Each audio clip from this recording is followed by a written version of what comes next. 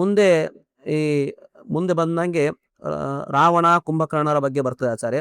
ಈ ರಾವಣ ಕುಂಭಕರ್ಣರು ಹಿಂದಿನ ಜನ್ಮದಲ್ಲಿ ಹಿರಣ್ಯಕಶಿಪುಗಳಾಗಿದ್ರು ಅಂತ ಹೇಳಿ. ಈ ರಾವಣ ಈ ರೀತಿ ಮಹಾವೀರ, ಅವನು ಯುದ್ಧ ಮಾಡಬೇಕು, ಈ ಪರಸ್ತ್ರೀ ಎಲ್ಲವನ್ನು ಮಾಡಿದ್ದ. ಆದರೆ ಕುಂಭಕರ್ಣ ಯಾವಾಗಲೂ ನಿದ್ದೆ.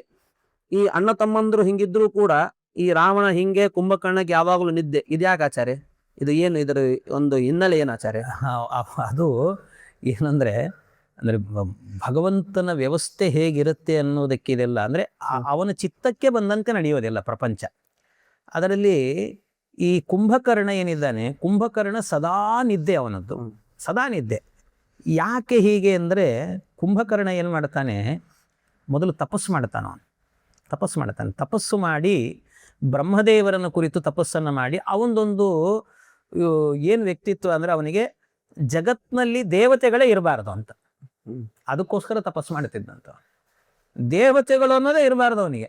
ಎಲ್ಲಿ ದೇವತೆಗಳು, ದೇವರಿಗೂ ಗುಡಿ ಗುಂಡಾರ ಇನ್ನೊಂದು ಏನೂ ಇರಬಾರ್ದು, ಈ ಥರ ಇರಬೇಕು ಅಂತ ಅವನೊಂದು ಹೇಳಬೇಕಲ್ಲ. ಇವತ್ತು ಆಧುನಿಕರು ಕೆಲವು ಬುದ್ಧಿಜೀವಿಗಳು ಅಂತ ಹೇಳ್ತಾರಲ್ಲ, ಹಾಗೆ ಅವನು ಅಂದರೆ ದೇವರು ಅಂದ್ರೆ ಆಗಲ್ಲ ಅವನಿಗೆ. ಅದರಿಂದ ದೇವತೆಗಳೇ ಇರುವ. ಅದಕ್ಕೆ ಮತ್ತೆ ವರ ಕೇಳಿದ್ದು ಯಾರನ್ನಾದ್ರೆ ಮತ್ತೆ ದೇವರನ್ನೇ, ಅಂದರೆ ಬ್ರಹ್ಮದೇವರನ್ನೇ ಕೇಳಿದ್ದು. ಬ್ರಹ್ಮದೇವರನ್ನು ತಪಸ್ಸು ಮಾಡಿ ಸಾವಿರಾರು ವರ್ಷ ತಪಸ್ಸು ಮಾಡಿ ಅವನು ಕೇಳಬೇಕು, ವರ ಕೇಳಬೇಕು. ಏನು ವರ ಕೇಳಬೇಕು ಅಂದರೆ, ಸಂಸ್ಕೃತದಲ್ಲಿ ಏನು ಹೇಳ್ತಾರೆ ಅಂದರೆ, ಅದಕ್ಕೆ ದೇವತೆಗಳು ಇಲ್ಲದಂಥ ವರ ಕೊಡೋರು. ಅಂದರೆ ನಿರ್ದೇವತ್ವಂ ದೇಹಿ ಅಂತ. ನಿರ್ದೇವತ್ವಂ, ದೇವತ್ವಂ ಅಂದರೆ ದೇವತ್ವ, ದೇವತೆಗಳು ಇರುವಂತಹದ್ದನ್ನು ದೇಹಿ ಕೊಡು. ನಿರ್ದೇವತ್ವಂ ಅಂದರೆ ದೇವತೆಗಳು ಇಲ್ಲದೆ ಇರುವಂಥ ವರವನ್ನು ಕೊಡು ಅಂತ. ಈ ರೀತಿ ವರ ಕೇಳಬೇಕು ಅಂತ ನಿರ್ದೇವತ್ವಂ ದೇಹಿ ಅಂತ ಕೇಳಬೇಕು ಅಂತ ಸನ್ನದ್ಧನಾಗಿ ಮಾಡಿ ಕೂತಿದ್ದ. ಬ್ರಹ್ಮದೇವರು ಪ್ರತ್ಯಕ್ಷರಾದರು. ಇನ್ನೇನು ಅವನು ವರ ಕೇಳಬೇಕಷ್ಟೆ. ವರ ಕೇಳಬೇಕು ಅನ್ನುವಾಗ ಭಗವಂತನ ಚಿತ್ತ ಅವನು ಆಡಿಸಿದಂತೆ ಎಲ್ಲರೂ ಕೂಡ ಆಡುವಂತಹದ್ದು. ಬ್ರಹ್ಮಾದಿ ದೇವತೆಗಳಿಂದ ಹಿಡಿದು ಅದರಿಂದ ಸರಸ್ವತೀ ದೇವಿಯರಿಗೆ ಪರಮಾತ್ಮ ಒಂದು ಸಣ್ಣದಾಗಿ ಪ್ರೇರಣೆ ಮಾಡಿದಾಗ ನಾಲಿಗೆಯಲ್ಲಿ ನಿಂತು ನುಡಿಸುವವಳು ಸರಸ್ವತಿ. ಆ ಸರಸ್ವತೀ ದೇವಿಯರು ಏನು ಮಾಡಿದ್ರಂತೆ, ಅವನು ನಿಂತಾಗ ಇನ್ನೇನು ವರ ಕೇಳಬೇಕಲ್ವ, ವರ ಕೇಳುವ ಪ್ರಸಂಗದಲ್ಲಿ ನಿರ್ದೇವತ್ವಂ ದೇಹಿ ಅಂತ ಕೇಳುವಾಗ ಸ್ವಲ್ಪ ನಾಲಿಗೆಯನ್ನು ಸ್ವಲ್ಪ ಹೊರಳಿಸಿದ್ಲು. ಅದಕ್ಕೆ ಅವನೇನು ಮಾಡಿದ, ನಿದ್ರಾವತ್ವಂ ದೇಹಿ ಅಂತ ಕೇಳಬೇಕು. ಅವ್ನು ನಿರ್ದೇವತ್ವಂ ಅಂತ ಕೇಳೋದು ಬಿಟ್ಟು ನಿದ್ರಾವತ್ವಂ ದೇಹಿ ಅಂತ ಕೇಳಿದ. ಬ್ರಹ್ಮದೇವರು ಮತ್ತೊಂದು ನಿಮಿಷ ಲೇಟ್ ಮಾಡಿದೇನೆ ತಥಾಸ್ತು ಅಂದ್ರು. ಅವರು ಮುಗಿತಾವ, ನಿದ್ದೆಗಿದ್ದ. ಇದು ಅವನ ನಿದ್ದೆಯ ಹಿನ್ನೆಲೆ ಎನ್ನುವಂಥದ್ದು. ಕುಂಭಕರ್ಣ ಯಾಕೆ ಸದಾ ನಿದ್ದೆ ಮಾಡ್ತಿದ್ದ ಅನ್ನೋದಕ್ಕೆ ಈ ಹಿನ್ನೆಲೆ ಎನ್ನುವಂಥದ್ದಿದೆ. ಮತ್ತು ಅವ್ನು ನಿದ್ದೆ ಮಾಡಿದರೆ ಅವನ ದೇಹ ಅಂಥದ್ದು ಭಾಳ ದೊಡ್ಡದು. ಎಲ್ಲಿ ತನಕ ಅಂತಂದರೆ, ಅವ್ನು ನಿದ್ದೆ ಮಾಡಬೇಕಾದ್ರೆ ಅವನ ವ್ಯವಸ್ಥೆ ಹೇಗೆ ಗೊತ್ತಾ, ಮೊದಲೇ ಒಂದು ಸರ್ತಿ ಏನು ಮಾಡಿಬಿಡ್ತಿದ್ರು, ಕೆಳಗೆ ಅವನು ಮೇಲ್ಗಡೆ ಏನಂತಾರೆ, ಮೇಲ್ಗಡೆ RCC ಹಾಕ್ತಾರಲ್ಲ, ಅದನ್ನು ಹಾಕಿದ ಮೇಲೆ ಒಳಗೆ ಪ್ರವೇಶ ಮಾಡೋದಲ್ಲ. ಇವನು ಮಲಗುವಂತ ಜಾಗಕ್ಕೆ ಹೇಗೆ ಅಂದ್ರೆ, ಮೊದಲು ಫ್ಲೋರಿಂಗ್ ಮೊದಲು, ಆಮೇಲೆ ಏನ್ ಮಾಡ್ತಾ ಇದ್ರು ಅಂತಂದ್ರೆ ಮೇಲ್ಗಡೆ ಹಾಕುವಂತಹದ್ದು. ಅಂದ್ರೆ ಅವ್ನು ಮಲಗಿಸಿ ಆದ ನಂತರ ಮನೆ ಕಟ್ತಾ ಇದ್ರು ಅವನಿಗೆ. ಆಮೇಲೆ ಮತ್ತೆ ಅವನು ಎದ್ದ ಅಂದ್ರೆ ಮನೆ ಒಳ್ಕೊಂಡೇ ಹೊರಗೆ ಬರ್ತಿದ್ದ. ಯಾಕಂದ್ರೆ ಬಾಗಿಲೇ ಸಾಕಾಗ್ತಿರ್ಲಿಲ್ಲ ಅವನಿಗೆ, ಅಂಥ ಸ್ಥಿತಿ. ಅದೆಲ್ಲ ರಾಮಾಯಣದಲ್ಲಿ ಬಹಳ ವಿಸ್ತಾರವಾದ ವರ್ಣನೆ ಅದು. ಅಂತೂ ಹೀಗೆ ಇವನ ವ್ಯಕ್ತಿತ್ವ ಎನ್ನುವಂಥದ್ದು ಇತ್ತು ಅಂತ. ನಿದ್ರೆ ಅನ್ನುವಂಥದ್ದು ಈ ಹಿನ್ನೆಲೆಯಲ್ಲಿ ಬಂದದ್ದು ಅವನಿಗೆ. ಅದಕ್ಕೆ ಅವನು ಬಹಳ ನಿದ್ರೆ ಮಾಡ್ತಾ ಇದ್ದ. ಬಹಳ ಸಂತೋಷ ಆಚಾರ್ಯ. ಮುಂದೆ ಇನ್ನು ಸೀತಾನ್ವೇಷಣೆ ಕಾರ್ಯ, ಹನುಮಂತ ದೇವರು ಲಂಕಾಪಟ್ಟಣಕ್ಕೆ ಬಂದಿದ್ದಾರೆ. ಅಲ್ಲಿ ಆ ಅಶೋಕ ವೃಕ್ಷದ ಅಡಿಯಲ್ಲಿ ಸೀತಾದೇವಿಯನ್ನು ನೋಡ್ತಾರೆ. ಅಲ್ಲಿ ರಾಮನ ಗುಣಗಾನ ಮಾಡ್ತಾರೆ. ಆ ಒಂದು ಸಂದರ್ಭದಲ್ಲಿ ಹನುಮಂತ ದೇವರು ಯಾವ ರೀತಿ ರಾಮನ ಗುಣಗಾನ ಮಾಡಿದ್ರು, ಆಮೇಲೆ ಗುಣಗಾನ ಆದ ಮೇಲೆ ಸೀತಾದೇವಿ ಅದಕ್ಕೇನು ಪ್ರತ್ಯುತ್ತರ ಕೊಟ್ಲು, ಅಲ್ಲಿ ಏನು ನಡೀತು ಅನ್ನೋ ದೃಶ್ಯವನ್ನ ಸ್ವಲ್ಪ ತಾವು ತಿಳಿಸಿಕೊಡ್ಬೇಕಾಗ್ತದೆ. ಇದೊಂದು ಸುಂದರವಾದ ಪ್ರಸಂಗ ಇದು. ಹನುಮಂತ ದೇವರು ಮೇಲೆ ಬಂದು ಕೂತಿರ್ತಾರ. ಮೇಲೆ ಬಂದು ಕೂತಾಗ ಆ ಮೇಲೆ ಕೂಡಲೇ ಹೋಗಲಿಲ್ಲ ಕೆಳಗೆ. ಸೀತೆಗೆ ಭಯ ಆಗಬಾರ್ದು, ನಾನೇ ಇನ್ನೊಂದು ವೇಷದಲ್ಲಿ ರಾವಣ ಬಂದ ಅಂತ ತಿಳಿಬಾರ್ದು ಅಂತ ಮೇಲೆ ಕೂತಿದ್ರು. ಮೇಲೆ ಕೂತಿರುವಾಗ ಏನಾಗುತ್ತೆ, ಈ ರಾವಣ ಬರ್ತಾನೆ, ಮಂತ್ರಿ ಜೊತೆಗೆ ರಾವಣ ಬರ್ತಾನೆ. ಅವಾಗ ರಾವಣ ಬಂದಾಗ ಆ ರಾವಣ ಬಂದು ಸೀತೆಯನ್ನು ಪೀಡಿಸ್ತಾನೆ ತುಂಬ. ನನ್ನನ್ನು ಮದುವೆ ಮಾಡ್ಕೋ ಅಂತ ಕೇಳ್ತಾನೆ. ಸೀತೆ ಅವನಿಗೆ ಉತ್ತರ ಕೊಡಲೇ ಇಲ್ಲ. ಉತ್ತರ ಹೇಗೆ ಅಂದರೆ, ತೃಣಮಂತರತ ಕೃತ್ವ ಅಂತ ಒಂದು ಹುಲ್ಲು ಕಡ್ಡಿ, ಆ ಹುಲ್ಲು ಕಡ್ಡಿಯನ್ನು ಮುಂದಿಟ್ಟು ಹುಲ್ಲನ್ನು ನೋಡಿ ಮಾತಾಡ್ತಾಳೆ ಸೀತೆ. ಅಂದರೆ ಇದರ ಅರ್ಥ ಏನು ಅಂದರೆ, ಹೆಣ್ಣು ಮಕ್ಕಳು ಪರಪುರುಷನನ್ನು ನೇರವಾಗಿ ನೋಡಬಾರದು ಅಂತ ಹುಲ್ಲನ್ನು ಇಟ್ಟು. ಮತ್ತಷ್ಟೇ ಅಲ್ಲ, ಇನ್ನೊಂದು ಅರ್ಥ ಏನು ಅಂದರೆ, ಪರಪುರುಷ ನನಗೆ ಹುಲ್ಲಿಗೆ ಸಮಾನ ಅಂತ. ಅದರಲ್ಲೂ ರಾವಣ ಹುಲ್ಲಿಗೆ ಸಮಾನ ಅಂತ. ಆ ಹುಲ್ಲಿಗೆ ಸಮಾನ ಅನ್ನೋದನ್ನು ತೋರಿಸ್ಬೇಕು ಅನ್ನೋದಕ್ಕೋಸ್ಕರವಾಗಿ ಹಾಗೆ ಮಾಡಿದ್ವಿ. ಇಷ್ಟೆಲ್ಲ ಆದ ನಂತರ ಸೀತೆ ಒಪ್ಪಲಿಲ್ಲ, ಮಾಡಲಿಲ್ಲ, ಹೋದ ಇವನು. ಕಡೆಗೆ ಹೇಳ್ದ, ನೀ ಸೀತೆ ಕೊನೆಗೆ ಎಂಥ ಮಾತು ಹೇಳ್ತಾನೆ ಅಂದರೆ, ಈ ಸೀತೆ ನೀನೇನಾದರೂ ನನ್ನನ್ನು ಮದುವೆ ಮಾಡಿಕೊಂಡ್ರೆ, ರಾವಣ ಹೇಳಿದ ಮಾತು, ಇಡೀ ಲಂಕೆ ಸುವರ್ಣಮಯಿ, ಬಂಗಾರ, ಇಡೀ ಲಂಕೆಯನ್ನು ನಿನ್ನ ಹೆಸರಿಗೆ ಬರೀತೀನಿ ಅಂತ ಹೇಳಿದ. ಸೀತೆ ಹೇಳ್ತಾಳೆ, ಸುಡು ನಿನ್ನ ಲಂಕೆನ ತೊಗೊಂಡು ಹೋಗಿ, ನಾನೇನು ಮಾಡಲಿ, ನಿನ್ನ ಲಂಕೆ ತೊಗೊಂಡು ನಾನೇನು ಮಾಡಿ, ಸುಟ್ಟು ಹಾಕೋದನ್ನು ಅಂತಂದು ಒಂದು ಸರ್ತಿ. ಇಷ್ಟು ಹೇಳಿದಾಗ ಹನುಮಂತ ಮೇಲೆ ಕೂತಿದ್ನಲ್ಲ, ತಾಯಿ ನೀನು ನನಗೆ ಆಜ್ಞೆ ಮಾಡ್ತಾ ಇದ್ದಿ ಅಂತ ಅನ್ಕೊಂಡು, ಅವನಿಗಲ್ಲ ನನಗೆ ಹೇಳ್ತಾ ಇದ್ದಿ ಅಂತ, ನಾನು ಆ ಕೆಲಸ ಮಾಡ್ತೀನಿ ಹನುಮಂತ ಅಂದ್ಕೊಂಡು. ಸರಿ, ಇಷ್ಟ ಆಯ್ತಲ್ವ. ರಾವಣ ಹೊರಟಾಗ ನಿಮಗೆ ಇದು ಇನ್ನೊಂದು ಆ ಪ್ರಾಸಂಗಿಕವಾಗಿ ಆದ್ರಿಂದ ರಾಮನ ವ್ಯಕ್ತಿತ್ವ ಅನ್ನೋದಕ್ಕೆ ಹೇಳ್ತೇನೆ. ರಾಮನ ವ್ಯಕ್ತಿತ್ವ ಹೇಗೆ ಅನ್ನೋದಕ್ಕೆ ಇದು ಅದ್ಭುತ. ಇದು ಈ ಹೋಗುವಾಗ ಏನಾಯಿತು ಅಂದರೆ, ಸೀತೆ ಕಾಲು ಹಿಡಿಲಿಕ್ಕೆ ಹೋದ ಅವನು, ನನ್ನ ಮದುವೆ ಆಗ ನೀನು ಅಂತ. ಪಕ್ಕದಲ್ಲಿ ಇನ್ನೊಬ್ಬ ರಾಕ್ಷಸ ಇದ್ದ, ಅವನು ಹೇಳ್ದ, ನಾವು ರಾಕ್ಷಸರು, ನಾವ್ಯಾಕೆ ಕಾಲು ಹಿಡಿಬೇಕು, ಹಾಗೆಲ್ಲ ಮಾಡಬೇಡ ನೀನು, ನಮಗೆ ಅವಮಾನ ಆಗ್ತಾ ಇದೆ ಅಂತಂದ ಅವನು. ಆ ಕಡೆ ಬಂದು ಮತ್ತೆ ಏನು ಮಾಡಲಿ ನಾನು ಅಂತ ಕೇಳಿದೆ ಇವನು ರಾವಣ. ಸೀತೆ ನನ್ನ ಮದುವೆ ಮಾಡ್ಕೋಬೇಕು, ಏನು ಮಾಡಲಿ ಅಂತ ಕೇಳಿದರೆ ಅವನು ಹೇಳ್ತಾನೆ, ನಾವು ಹಿಂಗೂ ಮಾಯಾವಿಗಳು, ವೇಷ ಹಾಕಿಬಿಟ್ರಾಯ್ತು. ನೀನು ರಾವಣ, ನಿನಗೇನು ದೊಡ್ಡ ಹೇಳಬೇಕೇನು, ನಾನು ನೀನೇ ರಾಮನ ವೇಷ ಹಾಕಿಬಿಡು, ರಾಮನ ವೇಷ ಹಾಕ್ಕೊಂಡು ಹೋದರೆ ನಿನ್ನ ಹಿಂದೆ ಸೀತೆ ತಾನೇ ಬರ್ತಾಳೆ, ಅದಕ್ಕೆ ಯಾಕೆ ನೀನು ಇಷ್ಟು ಪೇಚಾಡ್ತಾ ಇದ್ದಿ, ಆರಾಮಾಗಿ ಹೋಗು ಅಂತ. ಈ ಮಾತು ಹೇಳಿದ ಕೂಡಲೇ ಒಂದು ಸರ್ತಿ ರಾವಣ ಕಪಾಳ ಕೊಡದಂತ ರಾಕ್ಷಸನಿಗೆ, ಯಾಕೆ ಹೊಡಿತಿದ್ದಿ ಅಂತ ಕೇಳಿದ. ಅದಕ್ಕೆ ಅವನು ಹೇಳಿದ, ರಾವಣ ಇಷ್ಟು ದಿವಸ ಆದ್ಮೇಲೆ ಹೇಳ್ತಿದ್ದೆ ಉಪಾಯ ಅಂತಂದಂತ. ಅದಕ್ಕೆ ಆಯ್ತು ಈಗ ಹೇಳಿದ್ದೀನಲ್ಲ ಹೋಗು ಅಂತ ಇನ್ನೊಂದು ಹೊಡೆದಂತೆ. ಆವಾಗ ಮತ್ತೆ ಇನ್ಯಾಕೆ ಹೊಡೆದಿ ಅಂತ ಕೇಳಿದರೆ ಅದಕ್ಕೆ ಹೇಳಿದ, ಇದನ್ನು ಯಾವತ್ತೋ ಮಾಡಿ ಕೈ ಬಿಟ್ಟಿನಿ ನಾನು ಅಂತಂದ. ಮತ್ತು ಅಲ್ಲಿ ಮಾಡಿದ್ದಿ ಅಂತಂದ್ಮೇಲೆ ರಿಸಲ್ಟ್ ಏನು ಹೇಳು ಅಂತ ಕೇಳ್ದ ಅವನು. ರಿಸಲ್ಟ್ ಏನು ಹೇಳು ಅಂತಂದರೆ ಆಗ ರಾವಣ ಹೇಳಿದ್ನಂತೆ, ಇಲ್ಲ ನಾನು ಸೀತೆಯನ್ನು ವಶ ಮಾಡಿಕೊಳ್ಬೇಕು ಅಂತ ರಾಮನ ವೇಷ ಹಾಕ್ಕೊಂಡೆ, ರಾಮನ ವೇಷ ಹಾಕ್ಕೊಳ್ಳಿಕ್ಕೆ ಪುರುಸೊತ್ತಿಲ್ಲ, ಪರಸ್ತ್ರೀಯರನ್ನು ಕಣ್ಣೆತ್ತಿ ನೋಡಬಾರ್ದು ಅನಿಸ್ಲಿಕ್ಕೆ ಶುರುವಾಗಿಬಿಡ್ತು, ಆವತ್ತಿನಿಂದ ವೇಷ ಹಾಕೋದೇ ಬಿಟ್ಬಿಟ್ಟೆ ನಾನು ಅಂತ. ರಾಮನ ವೇಷಕ್ಕೆ ಈ ವ್ಯಕ್ತಿತ್ವ, ರಾಮನ ವೇಷ ಹಾಕಿದರೆ ಸಾಕು, ಎಂಥ ಅದ್ಭುತ, ಎಂಥ ಅದ್ಭುತ. ನಿಮಗೆಲ್ಲ ಈ ಪತ್ರಿಕೆ ಓದುವ ಹವ್ಯಾಸ ಇದ್ದರೆ, ಬಹಳ ಕೆಲವು ವರ್ಷಗಳ ಹಿಂದೆ ಈ ತರಂಗ ಅಂತ ಒಂದು ಪತ್ರಿಕೆ ಬರುತ್ತೆ. ಅದರಲ್ಲಿ ಆ ಪತ್ರಿಕೆ ನಾನು ಚಿಕ್ಕನ್ನಲ್ಲೆಲ್ಲ ಓದ್ತಿದ್ದೆ ವಿದ್ಯಾರ್ಥಿ ಜೀವನದಲ್ಲಿ. ಆವಾಗ ಪತ್ರಿಕೆಯಲ್ಲಿ ಬಂದಿತ್ತು, ಈ ಗುಲ್ಬರ್ಗ ಅನ್ನುವಂಥ ಊರಲ್ಲಿ ಈ ರಾಮಾಯಣ ನಾಟಕ ಪ್ರಸಿದ್ಧ. ಅಲ್ಲಿ ರಾಮಾಯಣ ನಾಟಕದಲ್ಲಿ ಒಬ್ಬ ಮುಸ್ಲಿಂ ಪ್ರತಿ ಬಾರಿ ರಾಮಾಯಣ ನಾಟಕದಲ್ಲಿ ರಾಮನ್ ಪಾತ್ರನೇ ಹಾಕ್ತಿದ್ದ. ಅವನು ನಾನು ಬರಬೇಕು ಅಂತಾದರೆ ನಾಟಕಕ್ಕೆ ನನಗೆ ರಾಮನ್ ಪಾತ್ರ ಕೊಟ್ಟರೆ ಬರ್ತೀನಿ, ಇಲ್ದಿದ್ರೆ ಇಲ್ಲ. ಮುಸ್ಲಿಂ ಅವನು ಈ ಥರ ಇದ್ದ. ಅವನಿಗೆ ರಾಮನ್ ಪಾತ್ರ ಹಾಕಿ ಹಾಕಿ ಎಲ್ಲಿ ತನಕ ಬಂತು ಅವನಿಗೆ ಅಂದರೆ, ತನ್ನ ಕಡೆಯವರಿಗೆಲ್ಲ ಸಾಯುವಾಗ ಹೇಳ್ತಾನವನು, ನಾನು ಸತ್ತ ನಂತರ ನನ್ನ ಗೋರಿ ಮೇಲೆ ಜೈ ಶ್ರೀರಾಮ್ ಜೈ ಶ್ರೀರಾಮ್ ಅಂತ ಬರೆದಿರಬೇಕು, ಇನ್ನೇನು ಇರಬಾರದು ಅಂತ ಕೇಳ್ತಾನೆ. ಈಗಲೂ ಹಾಗೇ ಇದೆ ಅಲ್ಲಿ. ಅವನು ಸಾಯು ಅಂದರೆ ರಾಮನ ವೇಷ ಹಾಕಿದರೆ ಸಾಕು, ರಾಮ ಎಷ್ಟು ಆವರಿಸ್ಕೊಳ್ತಾನೆ ಅನ್ನೋದಕ್ಕೆ ಇದೆಲ್ಲ ನಿದರ್ಶನ. ಹಾಗೆ ಇದೆಲ್ಲ ಇಷ್ಟೆಲ್ಲ ಆದ ನಂತರ ಆಮೇಲೆ ರಾಮನ ಬಗ್ಗೆ ಹನುಮಂತ ಹೇಳ್ತಾನೆ, ಒಂದಷ್ಟು ಗುಣಗಾನ ಮಾಡ್ತಾನೆ. ಗುಣಗಾನವನ್ನು ಮಾಡುವಾಗ ಸೀತೆಗೆ ಪರಮಾನಂದ ಆಗತ್ತೆ. ಹನುಮಂತ ಕೆಳಗಿಳಿದು ಬಂದ, ನೋಡಿದ, ಯಾರಪ್ಪ ನೀನು, ಇಷ್ಟು ರಾಮನ ಬಗ್ಗೆ ಅದ್ಭುತವಾಗಿ ಹಾಡ್ತಾ ಇದೆಯಲ್ಲ, ಏನೋ ಇದು ಅಂತೆಲ್ಲ ಕೇಳುವಾಗ, ನಾನು ರಾಮನ ದೂತ ಅಂತೆಲ್ಲ ಹೇಳಿ, ಇಲ್ಲ ನೀನು ಇಲ್ಲಿ ತನಕ ಬಂದಿದ್ದಿ, ಈ ರಾಮ ನನ್ನನ್ನು ಕರ್ಕೊಂಡು ಹೋಗ್ಲಿಕ್ಕೆ ಬರ್ತಾನೆ ಅಂತ ಹೇಳ್ತಿದ್ದಿ, ಎಲ್ಲ ಕಪಿಗಳು ಇಲ್ಲಿ ಬರ್ಲಿಕ್ಕಾಗತ್ತಾ ಅಂತ ಕೇಳಿದರೆ ಅದಕ್ಕೆ ಹನುಮಂತ ಹೇಳಿದ ಮಾತು ಏನು ಅಂತಂದರೆ, ಅಮ್ಮ ಅಷ್ಟು ಜನರಲ್ಲೂ ಕೂಡ ತುಂಬ ದುರ್ಬಲ ವ್ಯಕ್ತಿ ನಾನು ಅಂತ ಹೇಳ್ತಾನೆ. ಅವರೆಲ್ಲರಲ್ಲೂ ಕೂಡ ದುರ್ಬಲ ವ್ಯಕ್ತಿ ನಾನೇ ಇಲ್ಲಿ ಬಂದೀನಿ ಅಂದರೆ ಉಳಿದವ್ರು ಬರಲ್ವಾ ಅಂತ ಹೇಳ್ತಾನೆ. ಏನು ಹನುಮಂತನ ವ್ಯಕ್ತಿ, ಇದೆಲ್ಲ ಅವನ ಆ ವ್ಯಕ್ತಿತ್ವವನ್ನು, ರಾಮನ ಗುಣಗಾನವನ್ನು ಮಾಡಿದ ರೀತಿಯನ್ನು, ಇದನ್ನು ನೋಡಿ ತಡಿಲಿಕ್ಕಾಗದೆ ಸೀತೆ ಏನು ಮಾಡಿದ್ಲಂತೆ, ಆ ಅಶೋಕವನದಲ್ಲಿ ಕೂತಿದ್ಲಲ್ಲ, ಶಿಂಶಪ ಅಂತ ಒಂದು ವೃಕ್ಷ, ಆ ವೃಕ್ಷಕ್ಕೆ ಒಂದು ಬಳ್ಳಿ ಹರಡ್ಕೊಂಡಿತ್ತು.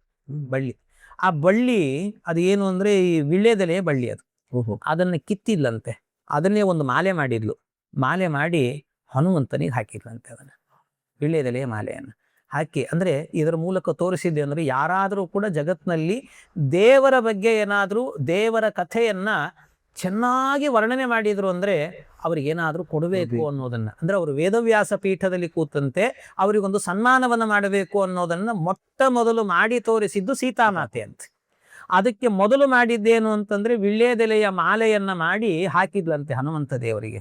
ಆವತ್ತಿನಿಂದ ಹನುಮಂತ ದೇವರು ಹೇಳಿದ್ರಂತೆ, ಇನ್ಮೇಲೆ ನನಗೆ ಯಾರಾದರೂ ಕೂಡ ಭಕ್ತರು ನನ್ನಿಂದ ವರ ಪಡಿಬೇಕು ಅಂದರೆ ಸೀತೆ ನನಗೆ ಕೊಟ್ಟಂಥ ವಿಳ್ಯೆದೆಲೆಯ ಅಲಂಕಾರವನ್ನು ಮಾಡಿದರೆ ನಿಮಗೆ ವರ ಕೊಡ್ತೇನೆ ಅಂತ ಹೇಳಿದ್ರಂತೆ. ಆವತ್ತಿನಿಂದಲೂ ಕೂಡ ಹನುಮಂತ ದೇವರಿಗೆ ವಿಳ್ಯೆದೆಲೆಯ ಅಲಂಕಾರ ಅನ್ನುವಂಥದ್ದು ಫೇಮಸ್ ಆದದ್ದು. ಇವತ್ತು ಮತ್ತದು ಬೇರೆ ಏನಂತ ರುದ್ರದೇವರಿಗೂ ಬಂದಿದೆ, ಗಣಪತಿಗೂ ಬಂದಿದೆ, ಎಲ್ರಿಗೂ ಬಂದಿದೆ. ಆದರೆ ಇರುವಂತಹದ್ದು ಮೂಲದಲ್ಲಿ ಹನುಮಂತ ದೇವರಿಗೆ. ಇದು ಸೀತೆ ಮಾಡಿದ ಅಲಂಕಾರ ಅಂತೆ ಮೊದಲು. ಅದರಿಂದಾಗಿ ಈ ರೀತಿ ನಡೀತು ಈ ಪ್ರಸಂಗ ಎನ್ನುವಂತಹದ್ದು. ಹೀಗೆ ಬಹಳ ರೋಚಕವಾದ ಪ್ರಸಂಗ, ರಾಮಾಯಣವೇ ರೋಚಕ. ಹಾಗೆ ತಾವು ಹೇಳಿದಂಥ ದೃಶ್ಯಾಚಾರ್ಯ ಕಣ್ಮುಂದೆ ಕಟ್ತಾ ಇದೆ. ನಾವು ಶನಿವಾರ ಹನುಮಂತ ದೇವರ ಗುಡಿಗೆ ಹೋಗ್ತಾ ಇರ್ತೇವೆ, ಅಲ್ಲಿ ಹನುಮಂತ ದೇವರ ದರ್ಶನ ಮಾಡ್ತಾ ಇರ್ತೇವೆ. ಆ ಒಂದು ಪ್ರಭಾವಳಿಯಲ್ಲಿ ವಿಳ್ಯೆದೆಲೆ ಅಲಂಕಾರ ಮಾಡಿರ್ತಾರೆ, ಏನೋ ಅಲಂಕಾರಕ್ಕೆ ಮಾಡಿದ್ದಾರೆ ಅಂತ ತಿಳ್ಕೊಂಡಿದ್ವಿ. ಆದರೆ ಇಂದು ನಮಗೆ ಗೊತ್ತಾಯಿತು ಯಾಕೆ ಹನುಮಂತ ದೇವರಿಗೆ ವಿಳ್ಯೆದೆಲೆ ಅಲಂಕಾರ ಮಾಡ್ತಾರೆ. ಸೀತಾದೇವಿ ಅಲ್ಲಿ ಹನುಮಂತ ದೇವರಿಗೆ ಮಾಲೆ ಹಾಕಿದ್ಲು, ಹನುಮಂತ ದೇವರು ಅಲ್ಲಿ ವರ ಕೊಟ್ಟರು. ಅಂದರೆ ಯಾರು ನನಗೆ ವಿಳ್ಯೆದೆಲೆ ಅಲಂಕಾರ ಮಾಡ್ತಾರೆ ಅವರಿಗೆ ನಾನು ವರವನ್ನು ಕೊಡ್ತೇನೆ ಅಂತ, ಅದಕ್ಕೆ ಅಲಂಕಾರ ಮಾಡ್ತಾರೆ ಅನ್ನೋ ವಿಷಯ ನಮಗೆ ಗೊತ್ತಿದ್ದಲ್ಲ ಆಚಾರ್ಯ. ಈ ಒಂದು ಸಂವಾದ, ಈ ಪಾಡ್ಕಾಸ್ಟ್ನಿಂದ ಎಷ್ಟು ವಿಷಯಗಳು ನಮಗೆ ತಿಳಿದು ಬರ್ತಾ ಇದ್ದಾವೆ ಆಚಾರ್ಯ. ಬಹಳ ಒಂದು ರೋಚಕ ಆಗ್ತಾ ಇದೆ, ಬಹಳ ಸಂತೋಷ ಆಗ್ತಾ ಇದೆ. ತಮಗೆ ಅನಂತ ಧನ್ಯವಾದಗಳು ಆಚಾರ್ಯ. ಮುಂದೆ ಬರ್ತಾ ಆಚಾರ್ಯ, ಈ ರಾಮದೇವರು ಈ ದಶರಥ ರಾಮದೇವರಿಗೆ ಪಟ್ಟಕ್ಕೆ ಕಟ್ಟಬೇಕು, ಮುಂದೆ ಉತ್ತರಾಧಿಕಾರಿಯನ್ನು ಮಾಡಬೇಕು ಅಂತ ಹೇಳಿದಾಗ ಅಲ್ಲಿ ಕೈಕೇಯಿ ಮುಂದೆ ಎಲ್ಲ ಮಾಡಿ ಅವನು ವನವಾಸಕ್ಕೆ ಕಳಿಸ್ತಾರೆ. ಅಂದರೆ ಭರತನನ್ನು ಮುಂದೆ ಪಟ್ಟಕ್ಕೆ ಕಟ್ಟಬೇಕು ಅಂತ ಹೇಳಿ. ಈಗ ನಾವ್ಯಾರಾದರೂ ಏನಾದರೂ ನಮಗೆ ಅಧಿಕಾರ ಸಿಗ್ತದೆ ಅಂದರೆ ನಮ್ಮ ಅಣ್ಣ ತಮ್ಮ ಸಹೋದರ ಏನಿದ್ರು ಅವ್ನು ಹಾಳಾಗಿ ಹೋಗಲಿಲ್ಲ, ಅವ್ನು ಬಿಡಲಿ, ನನಗೆ ಅಧಿಕಾರ ಸಿಗಲಿ ಅಂಥೇಳಿ ನಮ್ಮದು ಒಂದು ಇದಿರ್ತದೆ. ಈ ಭರತನ ಭ್ರಾತೃತ್ವ ಪ್ರೇಮ ಹೆಂಗೆ ಆಚಾರ್ಯ? ಅವನು ಸಾಮಾನ್ಯ ಜನರಂಗಿದ್ದನು, ಏನು ರಾಮದೇವರು ಹೋದರು ಅಂತೇಳಿ ಅವನು ಪಟ್ಟವನ್ನು ಏರಿ ರಾಜನಾದನು, ಅಥವಾ ಅವನ ಭ್ರಾತೃತ್ವ ಪ್ರೇಮ ಹೆಂಗೆ ರಾಮದೇವರ ಬಗ್ಗೆ ಅನ್ನು ತಾವು ತಿಳಿಸಿಕೊಡ್ಬೇಕು ಆಚಾರ್ಯ. ಇದು ಭರತನ ಭ್ರಾತೃಪ್ರೇಮ ಅನ್ನುವಂಥದ್ದು ರಾಮಾಯಣದಲ್ಲಿ ಕಂಡುಬರುವಂತಹ ಅತ್ಯಂತ ಮನಸ್ಸನ್ನು ಕರಗಿಸಿ ಬಿಡುವಂಥ ಒಂದು ಪ್ರಸಂಗ ಅಂತಂದರೆ ಅದು ಭರತನ ಭ್ರಾತೃಪ್ರೇಮದ ಪ್ರಸಂಗ.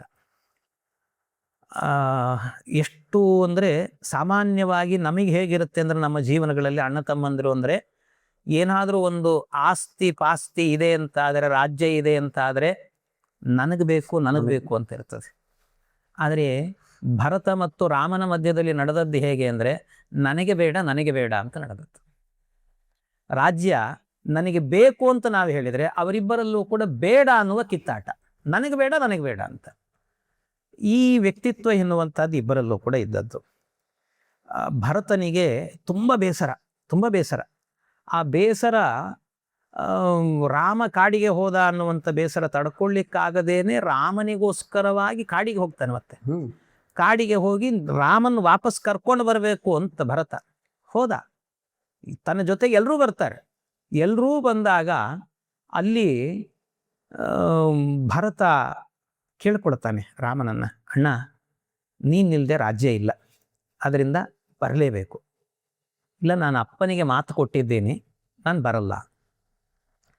ಅಪ್ಪ ನನಗೆ ಕೊಟ್ಟಿದ್ದಾನಲ್ಲ ರಾಜ್ಯ, ನಾನು ನಿನ್ನ ಪಾದಕ್ಕೆ ಇಡ್ತಾ ಇದ್ದೀನಿ ಆ ರಾಜ್ಯವನ್ನು, ನನ್ನಿಂದ ಆಗಲ್ಲ, ನಿನ್ನ ಪಾದಕ್ಕೆ ಸಮರ್ಪಣೆ ಮಾಡಿದ್ದೀನಿ, ನೀನು ಬರಬೇಕು ಅಂತ.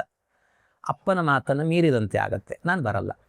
ಎಂಥ ಮಾತು ನೋಡಿ, ನನಗೆ ಬೇಡ ಅಂತ ಇವನು ನನಗೆ ಬೇಡ ಅಂತ ಇವನು, ಇಬ್ಬರೂ ಪರಸ್ಪರವಾಗಿ ಬೇಡ ಅಂತ ಹೇಳ್ಕೊಳ್ತಿದ್ದಾರೆ. ಇಂಥ ಮಾತನ್ನು ಹೇಳುವಾಗ ಕಡೆಯಲ್ಲಿ ಭರತ ಎಷ್ಟು ತೋರಿಸಿದ ಅವನ ಅಂದರೆ ರಾಮನ ಬಗ್ಗೆ ಇದ್ದಂಥ ಭಕ್ತಿ ಪ್ರೀತಿ ಎಂಥದ್ದು ಅಂದರೆ ಭರತ ಹೇಳ್ತಾನೆ ಕೊನೆಗೆ, ಅಣ್ಣ ನೀನು ಒಂದು ವೇಳೆ ಅಯೋಧ್ಯೆಗೆ ಬರೋದಿಲ್ಲ ಅಂತ ಆದರೆ ನಾನು ಅಯೋಧ್ಯೆಗೆ ಹೋಗಲ್ಲ. ಮತ್ತೆ ಹೇಗೆ ಬದುಕ್ತೇನೆ ಅಂದರೆ ನಿನ್ನ ಪಾದುಕೆಯನ್ನು ಕೊಡು ನನಗೆ, ನಿನ್ನ ಪಾದುಕೆ ಕೊಡು ನನಗೆ, ನಿನ್ನ ಪಾದುಕೆ ಕೊಡು, ನಾನು ಆ ಪಾದುಕೆಯನ್ನು ಪಟ್ಟಾಭಿಷೇಕ ಮಾಡಿ ಆ ಪಾದುಕೆಯ ದಾಸನಾಗಿ ನಾನು ಬದುಕ್ತೇನೆ. ಎಲ್ಲಿ ತನಕ ನೀನು ಕಾಡಲ್ಲಿರ್ತೀಯೋ ಅಲ್ಲಿ ತನಕಲೂ ಕೂಡ ನಾನು ಬರೀ ಗೆಡ್ಡೆ ಗೆಣಸು ತಿಂದುಕೊಂಡು ಬದುಕ್ತೇನೆ ಹೊರತು ಸುಖದ ಸುಪ್ಪತ್ತಿಗೆ ಅಡಿಗೆಯನ್ನು ತಿನ್ನೋದಿಲ್ಲ. ಎಲ್ಲಿ ತನಕ ನೀನು ಕಾಡಲ್ಲಿರ್ತೀಯೋ ಅಲ್ಲಿ ತನಕಲೂ ಕೂಡ ನಾನು ನೆಲದ ಮೇಲೆ ಮಲಗುತ್ತೇನೆ ಹೊರತು ಹಾಸಿಗೆಯಲ್ಲಿ ಮಲಗೋದಿಲ್ಲ. ಎಲ್ಲಿ ತನಕ ನೀನು ಪಾದಕ್ಕೆ ಚಪ್ಪಲಿಯನ್ನು ಹಾಕಿಕೊಳ್ಳೋದಿಲ್ಲವೋ, ಹಾವಿಗೆಯನ್ನು ಹಾಕಿಕೊಳ್ಳೋದಿಲ್ಲವೋ, ನೀನು ಪಾದುಕೆಯನ್ನು ಅಲ್ಲಿ ತನಕ ನಾನು ಹಾಕಿಕೊಳ್ಳೋದಿಲ್ಲ. ಆದರೆ ನಿನ್ನ ಆಜ್ಞೆಯ ಪರಿಪಾಲಕನಾಗಿ ನಿನ್ನ ದಾಸನಾಗಿ ನೀನು ಬರುವಲ್ಲಿಯ ತನಕಲೂ ಕೂಡ ನಿನ್ನ ಪಾದದ ಸೇವಕನಾಗಿ ಬದುಕ್ತೇನೆ ಹೊರತು ಇಲ್ಲ ಅಂದರೆ ನನ್ನ ಬದುಕಿಲ್ಲ. ಮತ್ತೆ 14 ವರ್ಷ ಆದ ನಂತರವೂ ಕೂಡ ನೀನು ಬರಬೇಕು, ಇಲ್ಲ ಅಂದ್ರೆ ನಾನು ಅಯೋಧ್ಯೆಗೆ ಹೋಗೋದೇ ಇಲ್ಲ. ಈ ರೀತಿ ಬದುಕಿದಂಥ ವ್ಯಕ್ತಿತ್ವ ಇದು ಭರತನೇ. ಯಾರಿರ್ಲಿಕ್ಕೆ ಸಾಧ್ಯ ಹೇಳ್ರಿ? ಅಣ್ಣ ಹೋದ್ರೆ ಹಾಳಾಗಿ ಹೋಗ್ಲಿ, ಅವನ ಜೀವನ ಒಂದು ಏನು ಮಾಡ್ಲಿಕ್ಕೆ ಆಗ್ತದೆ, ಅವನ ಹಣೆ ಬರ ಹಾಗಿತ್ತು, ಬದುಕಬೇಕು ಅಂತ ಕಾಡಲ್ಲಿ ಹೋದ ಅವನು. ನನಗೆ ದೇವರು ಬರೆದಿಟ್ಟಿದ್ದಾನೆ ಆರಾಮ್ ಸುಖದಲ್ಲಿ ಇರಬೇಕು ಅಂತ ನಾನು ಅನುಭವಿಸ್ತೀನಿ. ಇಂತಹ ಕಾಲ ಎಲ್ಲಿ, ಅಂತಹ ಕಾಲ ಎಲ್ಲಿ, ಇಂಥ ವ್ಯಕ್ತಿತ್ವಗಳಲ್ಲಿ ಅಂಥ ವ್ಯಕ್ತಿತ್ವ ಎಲ್ಲಿ? ಇದು ಭರತನ ವ್ಯಕ್ತಿತ್ವ, ರಾಮನ ವ್ಯಕ್ತಿತ್ವ. ರಾಮಾಯಣ ಅನ್ನೋದಿದೆಯಲ್ವ, ರಾಮಾಯಣದ ಈ ಪ್ರಸಂಗಗಳೆಲ್ಲವೂ ಕೂಡ ನಮ್ಮ ಜೀವನದಲ್ಲಿ ಹಾಸು ಹೊಕ್ಕಾಗತ್ತೆ. ಅಂದರೆ ಎಷ್ಟು ನಾವು ಜೀವನದಲ್ಲಿ ಹೇಗೆ ನಡಿಬೇಕು, ಯಾವ ಪ್ರಸಂಗದಲ್ಲಿ ಹೇಗೆ ವರ್ತನೆ ಮಾಡಬೇಕು ಅನ್ನೋದಕ್ಕೆ ನೀವು ರಾಮಾಯಣವನ್ನು ಬರೀ ರಾಮಾಯಣ ಅಂತ ನೋಡದೇನೆ ಅದನ್ನು ಜೀವನದ ಆದರ್ಶ ಗುಣಗಳು ಅಂತ ನೋಡ್ತಾ ಹೋದರೆ ನಮ್ಮ ಜೀವನಕ್ಕೆ ಅದು ಒಳಗೆ ಹೋಯ್ತು ಅಂದರೆ ಬದುಕು ಸಾರ್ಥಕ ಆಗುತ್ತೆ. ಅಂಥ ವ್ಯಕ್ತಿತ್ವಗಳು ಎಲ್ಲರದ್ದು ಕೂಡ ಅದರಲ್ಲಿ. ತಾವು ಹೇಳಿದಂಗೆ ಪ್ರತಿಯೊಂದು ರಾಮಾಯಣದಲ್ಲಿ ಬರುವಂಥ ವಿಷಯಗಳು ಯಾವ ರೀತಿ ಗಂಡ ಹೆಂಡತಿ ಇರಬೇಕು, ಯಾವ ರೀತಿ ಅಣ್ಣ ತಮ್ಮಂದಿರಬೇಕು, ಯಾವ ರೀತಿ ದಾಸ ಮತ್ತು ಸ್ವಾಮಿ ಇರಬೇಕು, ಎಲ್ಲವನ್ನು ಕೂಡ ರಾಮಾಯಣ ನಮಗೆ ಹೇಳ್ಕೊಡ್ತಾ ಇದೆ ಆಚಾರ್ಯ. ಬಹಳ ಒಂದು ಆನಂದದ ಸಂಗತಿ. ಈ ರಾಮಾಯಣದ ಬಗ್ಗೆ ನಾವು ಇವತ್ತು ಮಾತಾಡ್ತಾ ಇದ್ದೇವೆ, ಅದರ ಬಗ್ಗೆ ನಾವು ಪ್ರಶ್ನೆಗಳನ್ನು ಕೇಳ್ತಾ ಇದ್ದೇವೆ, ನಮ್ಮ ಸಂದೇಹವನ್ನು ಪರಿಹಾರ ಮಾಡ್ಕೊತಾ ಇದ್ದೇವೆ ಅಂದರೆ ಬಹಳ ಒಂದು ಸಂತೋಷ ಸಂಗತಿ ಆಚಾರ್ಯ.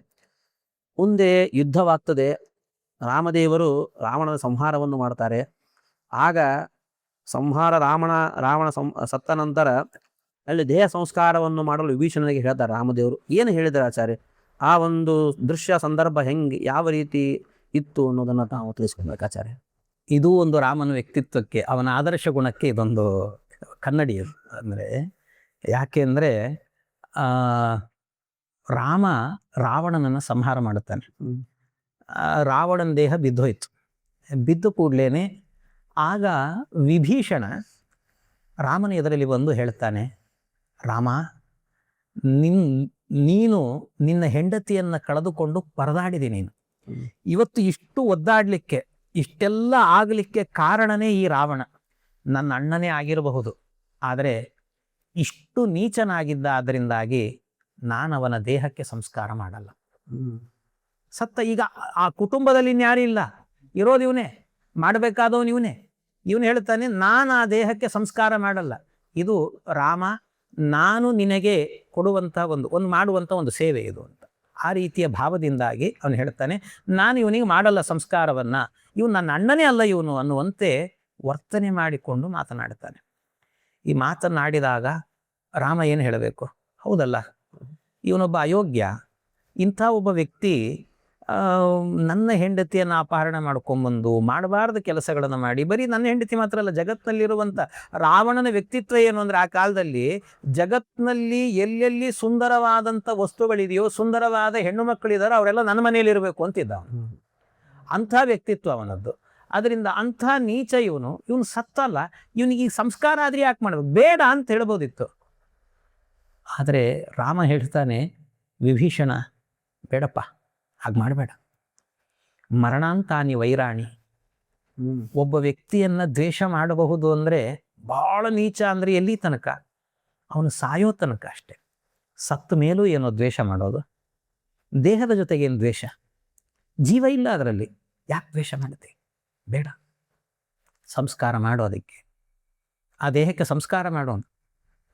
ನಮ್ಮಂಥ ನಿಮ್ಮಂಥ ವ್ಯಕ್ತಿಗಳಾಗಿದ್ದರೆ ಏನು ಹೇಳ್ತಿದ್ವಿ? ಹೆಂಡತಿಯನ್ನು ಅಪಹರಣ ಮಾಡಿದಂಥ ಒಬ್ಬ ವ್ಯಕ್ತಿ ಅಂದರೆ ಇವನು ಹೀಗೆ ಸರ್ವನಾಶ ಆಗಲಿ ಅಂತ ಹೇಳ್ತಿದ್ವಿ, ಕ್ರಿಮಿಕೀಟಗಳು ತಿನ್ಕೊಂಡು ಹೋಗ್ಲಿ ಈ ದೇಹ ಅಂತ ಹೇಳ್ತಿದ್ವಿ.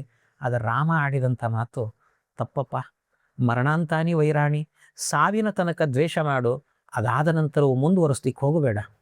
ಕೆಲವ್ರು ಹೇಗೆ ಅಂದರೆ, ಅವನು ಬದುಕಿದ್ದ ನೋಡಿ, ಇನ್ನು ನನಗೆ ಎಷ್ಟು ಪ್ರಾಣ ತೆಗೆದಿದ್ದ, ಅವನು ಸತ್ತ ಮೇಲೂ ಬೈತಿರ್ತಾರೆ. ಬಿಟ್ಬಿಡಿ ಅಂತ. ಎಲ್ಲಿ ತನಕ ಜೀವನ ಹೇಗಿರಬೇಕು? ಪ್ರತಿಯೊಂದು ಪ್ರಸಂಗವೂ ಕೂಡ ಇದೆಯಲ್ಲ ನಮ್ಮ ಜೀವನಕ್ಕೆ ಬೇಕಾದ ಪಾಠಗಳು ರಾಮಾಯಣ ಅಂತ ಹೇಳಿದರೆ. ಹಾಗೆ ರಾಮ ಈ ಪ್ರಸಂಗದಲ್ಲಿ ಆ ವಿಭೀಷಣನಿಗೆ ಹೇಳುವಂಥ ಮಾತು ಇದೆಲ್ಲವೂ ಕೂಡ ಅದು ಒಂಥರ ಏನಾಗುತ್ತೆ, ಕಣ್ಣು ಕಟ್ಟುತ್ತೆ ಒಂದು ಸರ್ತಿ ನಮಗೆ. ಅಪ್ಪ, ಎಂಥ ವ್ಯಕ್ತಿತ್ವಪ್ಪ, ಇಂಥ ರಾಮನನ್ನು ನಾವು ನಿತ್ಯ ಆರಾಧನೆ ಮಾಡ್ತೀವಲ್ಲ, ಎಂಥ ಅದ್ಭುತಪ್ಪ. ಇಂಥ ರಾಮನನ್ನು ನಮ್ಮ ಗುರುಗಳು ಸತ್ಯಾತ್ಮತೀರ್ಥ ಶ್ರೀಪಾದರು ಪ್ರತಿನಿತ್ಯವೂ ಕೂಡ ಆರಾಧನೆ ಮಾಡ್ತಾರಲ್ಲ, ಏನು ಧನ್ಯವಾದಂಥ ಒಂದು ಭಾವ ಅವರದ್ದು. ಅಂಥವ್ರು ನಮ್ಮ ಗುರುಗಳಾಗಿದ್ದಾರೆ. ಆ ರೀತಿ ಅಂದರೆ ಅವರನ್ನು ನೋಡೋದೇ ಭಾಗ್ಯ ಅಂತ ತಿಳ್ಕೊಬೇಕಷ್ಟೆ. ಹಾಗೆ ಆ ರೀತಿಯ ವ್ಯಕ್ತಿತ್ವ ರಾಮನ ವ್ಯಕ್ತಿತ್ವ ಇದು. ಆ ಪ್ರಸಂಗದಲ್ಲಿ ನಡೆದಂಥ ಘಟನೆಗಳಿಗೆಲ್ಲವೂ ಕೂಡ. ಒಂದು ರಾಮಾಯಣದ ಮಾತೆ ಬರ್ತಾ ಇಲ್ಲ ಆಚಾರ್ಯ. ರಾಮಾಯಣದ ಪ್ರತಿಯೊಂದು ಘಟ್ಟಗಳು ಕೂಡ ಎಷ್ಟು ಜೀವನದಲ್ಲಿ ನೀವು ಹೇಳಿದಂಗೆ ಹಾಸುಹೊಕ್ಕಾಗ್ತವೆ. ಅಂದರೆ ಯುದ್ಧ ಆಯಿತು, ವನವಾಸ ಆಯಿತು, ಪಟ್ಟಾಭಿಷೇಕ ಆಯಿತು, ಎಲ್ಲನೂ ಆಯಿತು. ರಾವಣ ಸತ್ತಾಗ ಆ ದೇಹವನ್ನು ಸಂಸ್ಕಾರ ಮಾಡಬೇಕು ಅಂದ್ರೂ ಕೂಡ ಅಲ್ಲಿ ರಾಮ ತನ್ನ ಆದರ್ಶವನ್ನು ತೋರಿಸ್ತಾನೆ. ಆ ರಾಮನ ಒಂದು ಚರಿತ್ರೆ ಮೂರ್ತಿನೇ ಹಂಗೆ ಅಂತ ಅನಿಸ್ತದೆ. ಅಂತಹ ವ್ಯಕ್ತಿತ್ವ, ಇಷ್ಟು ವ್ಯಕ್ತಿತ್ವ ಉಳ್ಳಂತಹ ರಾಮ, ಆದರ್ಶ ವ್ಯಕ್ತಿತ್ವ. ಇಷ್ಟೆಲ್ಲ ನಾವೆಲ್ಲ ಮಾತಾಡಿದ್ವಿ. ಆ ಸೀತಾ ಗರ್ಭಿಣಿಯಾದಾಗ ಸೀತೆಯನ್ನು ಪರಿತ್ಯಾಗ ಮಾಡಿದ ಆಚಾರ್ಯ. ಇದು ನಾವು ಹೆಂಗೆ ತಿಳ್ಕೋಬೇಕು? ಯಾಕಂದ್ರೆ ಇಷ್ಟು ನಾವು ಕೇಳಿಬಿಟ್ಟೇವೆ ರಾಮನ ಆದರ್ಶ ವ್ಯಕ್ತಿತ್ವ. ಇದಕ್ಕೆ ವಿರುದ್ಧವಾಗಿ ಅಂತೂ ಅರ್ಥ ಮಾಡ್ಲಿಕ್ಕೆ ಸಾಧ್ಯನೇ ಇಲ್ಲ, ಯಾಕಂದ್ರೆ ನೀವು ಅಷ್ಟು ಬೇಸ್ ಕೊಟ್ಬಿಟ್ಟಿದ್ದೀವಿ. ಇದನ್ನು ನಾವು ಹೆಂಗೆ ತಿಳ್ಕೋಬೇಕು? ಆ ಸೀತೆಯ ಪರಿತ್ಯಾಗ ಸರಿಯೇ? ಅದನ್ನು ತಾವು ತಿಳಿಸ್ಬೇಕಾಗ್ತದೆ. ನಾನಾಗಲೇ ಹೇಳಿದಂತೆ ರಾಮಾಯಣದಲ್ಲಿ ಆಧುನಿಕರಿಗೆ ಬರಬಹುದಾದಂತಹ 3 ಪ್ರಶ್ನೆಗಳಲ್ಲಿ ಒಂದು ವಾಲಿವಧೆ ಅಂತ ಹೇಳಿದೆ. ಹೌದಾಚಾರ್ಯ. ಇನ್ನೊಂದು ಸೀತೆಯನ್ನ ಪರಿತ್ಯಾಗ ಮಾಡಿದ್ದು. ಯಾಕೆಂದ್ರೆ ರಾಮ ಇಂಥ ಆದರ್ಶ ಪುರುಷ ಅಂತ ಕರೆಸಿಕೊಂಡು ಕೊನೆ ಕಾಲದಲ್ಲಿ ತನ್ನ ಹೆಂಡತಿಯನ್ನ ಕಾಡಿಗೆ ಬಿಟ್ಟ. ಹೋಗ್ಲಿ, ಹೆಂಡತಿ ಬಿಟ್ಟ ಅಂತ ಇಟ್ಕೊಳ್ಳೋಣ, ಸರಿ, ಏನೋ ಸಾಮಾನ್ಯ ಅಲ್ಲ. ಗರ್ಭಿಣಿಯಾದ ಒಂದು ಹೆಣ್ಣನ್ನ ನಿಷ್ಕರುಣಿಯಾಗಿ, ಕಾರುಣ್ಯವೇ ಇಲ್ಲದೇನೆ, ಎಂಥ ಕಾರುಣ್ಯ ತೋರಿಸಿದ, ಸತ್ತ ಹೆಣದ ಮೇಲೆ ತೋರಿಸಿದಂಥ ಕಾರುಣ್ಯ ಬದುಕಿದಂತಹ ಒಬ್ಬ ಹೆಂಡತಿ ಮೇಲೆ ತೋರಿಸ್ಲಿಲ್ಲಲ್ಲ ರಾಮ. ಕಾಡಿಗೆ ಕರ್ಕೊಂಡು ಹೋಗಿ ಅಂತ ಹೇಳಿದ, ಅಲ್ಲಿ ಬಿಟ್ಟು ಬನ್ನಿ ಅಂತ ಹೇಳಿದ್ನಲ್ವ. ಎಷ್ಟು ಸರಿ ಇದು ಅಂತ ಸಾಮಾನ್ಯವಾಗಿ ಇದು. ಅದಕ್ಕೆ ಕಾಳಿದಾಸನಂತೂ ರಘುವಂಶದಲ್ಲಿ ಹೇಳುವಾಗ ಅವನೊಂದು ಮಾತೇ ಹೇಳಿಬಿಡ್ತಾನೆ. ಕಾಳಿದಾಸ ಇದಕ್ಕೆ ಸೋತು, ಈ ವಿಷಯದಲ್ಲಿ ಮಾತ್ರ ನಾನು ರಾಮನನ್ನು ಒಪ್ಲಿಕ್ಕೆ ಸಾಧ್ಯನೇ ಇಲ್ಲ ಅಂದುಬಿಡ್ತಾನೆ ಒಂದು ಮಾತು. ಅಸ್ತೇವ ಮನ್ಯುಹು ಭರತಾಗ್ರಜೇಮೆ ಅಂತ ಕಾಳಿದಾಸನ ಮಾತು. ನನಗೆ ಇವತ್ತಿಗೂ ಕೂಡ ರಾಮನ ಎಲ್ಲಾ ಗುಣಗಳನ್ನು ಒಪ್ಪಿಕೊಳ್ಳುತ್ತೇನೆ, ಆದರೆ ಈ ವಿಷಯದಲ್ಲಿ ಮಾತ್ರ ನನಗೆ ಯಾಕೋ ಮನಸ್ಸಿನ್ನೂ ಒಪ್ತಾ ಇಲ್ಲ ಅನ್ನುವಂತೆ ಅಸ್ತೇವ ಮನ್ಯು, ನನಗೆ ಇನ್ನೂ ಸ್ವಲ್ಪ ಸಿಟ್ಟಿದೆ ರಾಮನ ಮೇಲೆ, ಭರತಾಗ್ರಜೇಮೆ ಅಂತ ಈ ಮಾತನ್ನು ಹೇಳಿಬಿಡ್ತಾನೆ. ಆದರೆ ನಿಜವಾಗಲೂ ರಾಮನನ್ನು ಆ ರೀತಿ ಅರ್ಥ ಮಾಡಿಕೊಳ್ಳೇಬಾರ್ದು. ಒಂದು ತಿಳ್ಕೊಳ್ಳಿ, ಇದಕ್ಕೆ ಸಾಮಾನ್ಯವಾಗಿ ರಾಮಾಯಣದ ಹಿನ್ನೆಲೆಯಲ್ಲಿ ನಿಮಗೊಂದು ಉತ್ತರವನ್ನು ಕೊಡ್ತೇನೆ, ಇನ್ನೊಂದು ಮಧ್ವರಾಮಾಯಣದ ಹಿನ್ನೆಲೆಯಲ್ಲಿ ಬೇರೆನೇ ಉತ್ತರ. ಅದರಲ್ಲಿ ಒಂದು ಮಧ್ವರಾಮಾಯಣದ ಹಿನ್ನೆಲೆಯಲ್ಲಿ ಹೇಳಬೇಕು ಅಂದರೆ ರಾಮ ಸೀತೆಯನ್ನ ಕಾಡಿಗೆ ಬಿಟ್ಟ ಅಂತ ತಿಳಿದದ್ದೇ ತಪ್ಪು. ಯಾಕೆ ಅಂತಂದ್ರೆ ಅವಳು ನಿತ್ಯಾಭಿಯೋಗಿ, ಸಮಸ್ಯೆನೇ ಇಲ್ಲ ಮಧ್ವರಾಮಾಯಣದಲ್ಲಿ. ಒಂದು ಉತ್ತರ ಇದು.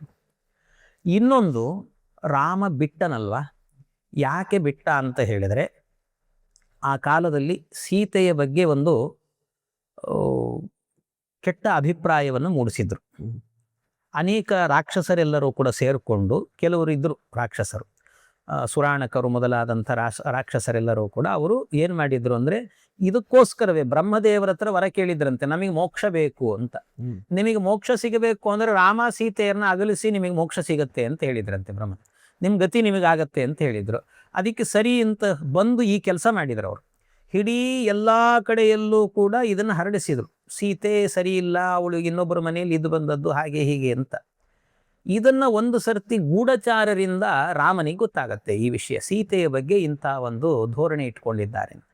ಇದನ್ನು ತುಂಬಿದ ಸಭೆಯಲ್ಲಿ ಕುಳಿತುಕೊಂಡು ರಾಮ ಸೀತೆಯ ಬಗ್ಗೆ ಇಂಥ ಮಾತನ್ನಾಡುತ್ತಿದ್ದಾರೆ, ಇದೇನಾದರೂ ನಿಮಗೆ ಗೊತ್ತಿದೆಯಾ ಅಂತ ಕೇಳ್ತಾನೆ. ಇಡೀ ಸಭೆ ತಲೆ ತಗ್ಗಿಸಿ ಕೂತ್ಕೊಳ್ಳುತ್ತೆ. ಇಡೀ ಸಭೆನೇ ತಲೆ ತಗ್ಗಿಸಿ ಕೂತ್ಕೊಳ್ಳುತ್ತೆ.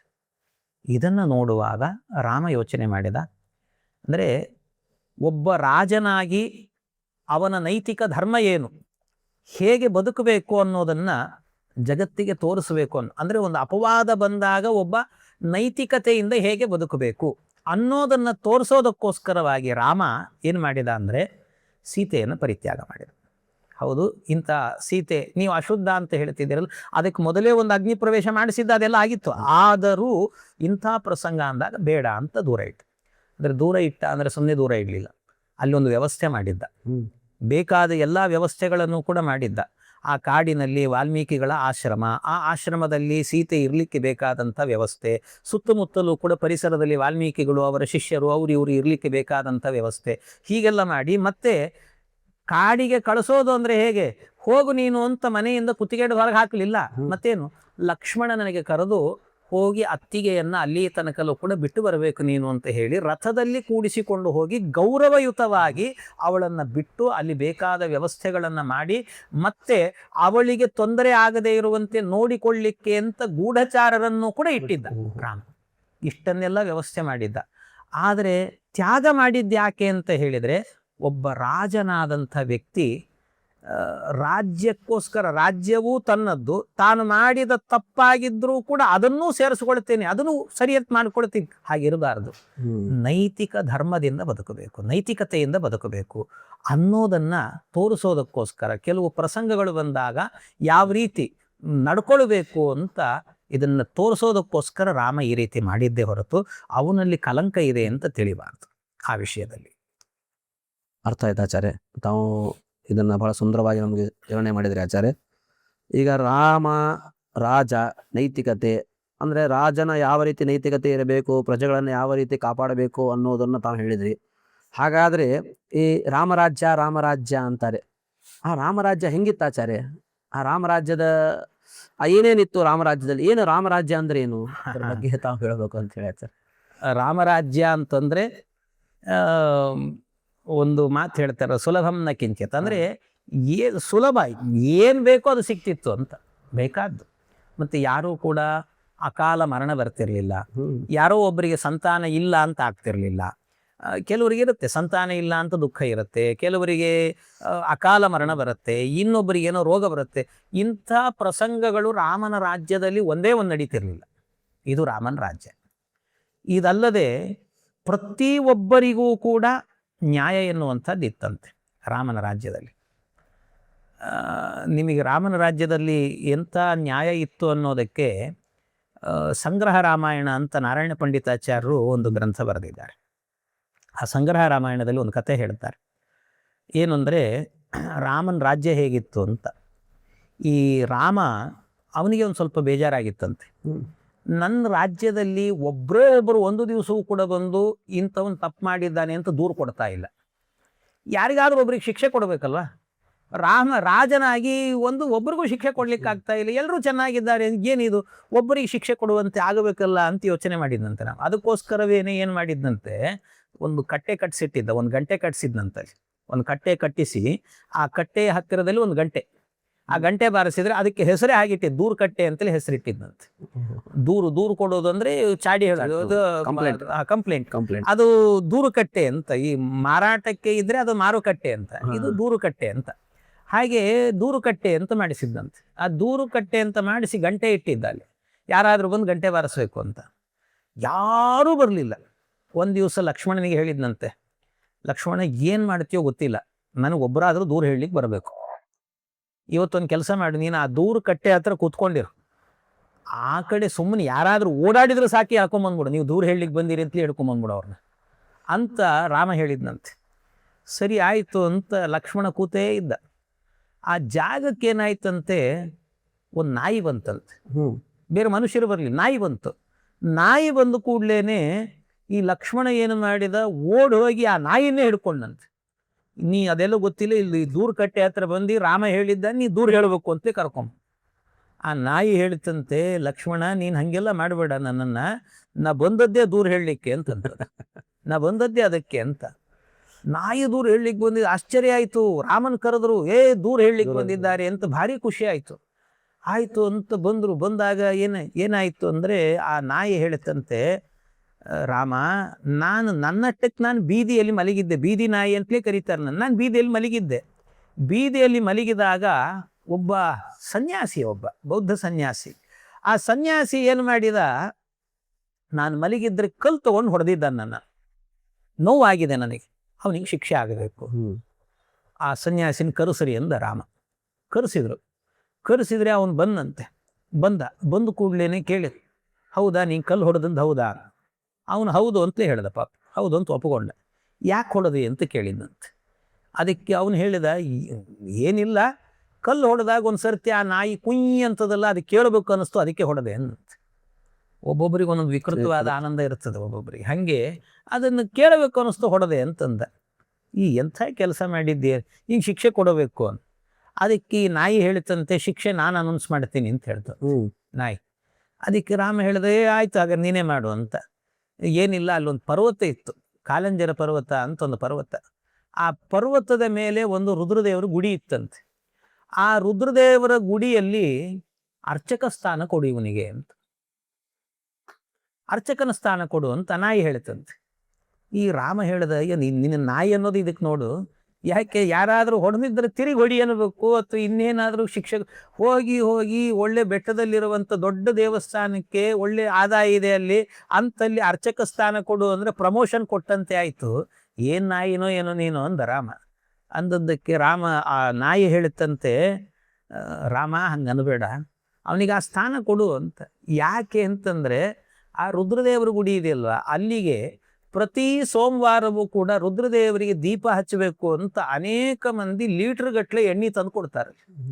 ಆ ಎಣ್ಣೆ ತಂದು ಕೊಟ್ಟರೆ ಆ ಎಣ್ಣೆಯನ್ನು ಏನು ಮಾಡ್ತಾರೆ ಅಂದರೆ ಅರ್ಚಕರು ಸ್ವಲ್ಪ ಇಟ್ಟು ಎಣ್ಣೆನ, ಉಳಿದ ಎಣ್ಣೆಯನ್ನು ಯಾರು ನೋಡಲು ಬಿಡು ಅಂತ ಒಳಗಿಂದಲೇ ಕದ್ದು ತಗೊಂಡು ಹೋಗಿ ಅವ್ರ ಮನೆಗಳಲ್ಲಿ ಬೋಂಡ ಮಾಡ್ಕೊಂಡು ಕರ್ಕೊಂಡು ತಿಂದುಬಿಡ್ತಾರೆ ಅವರು.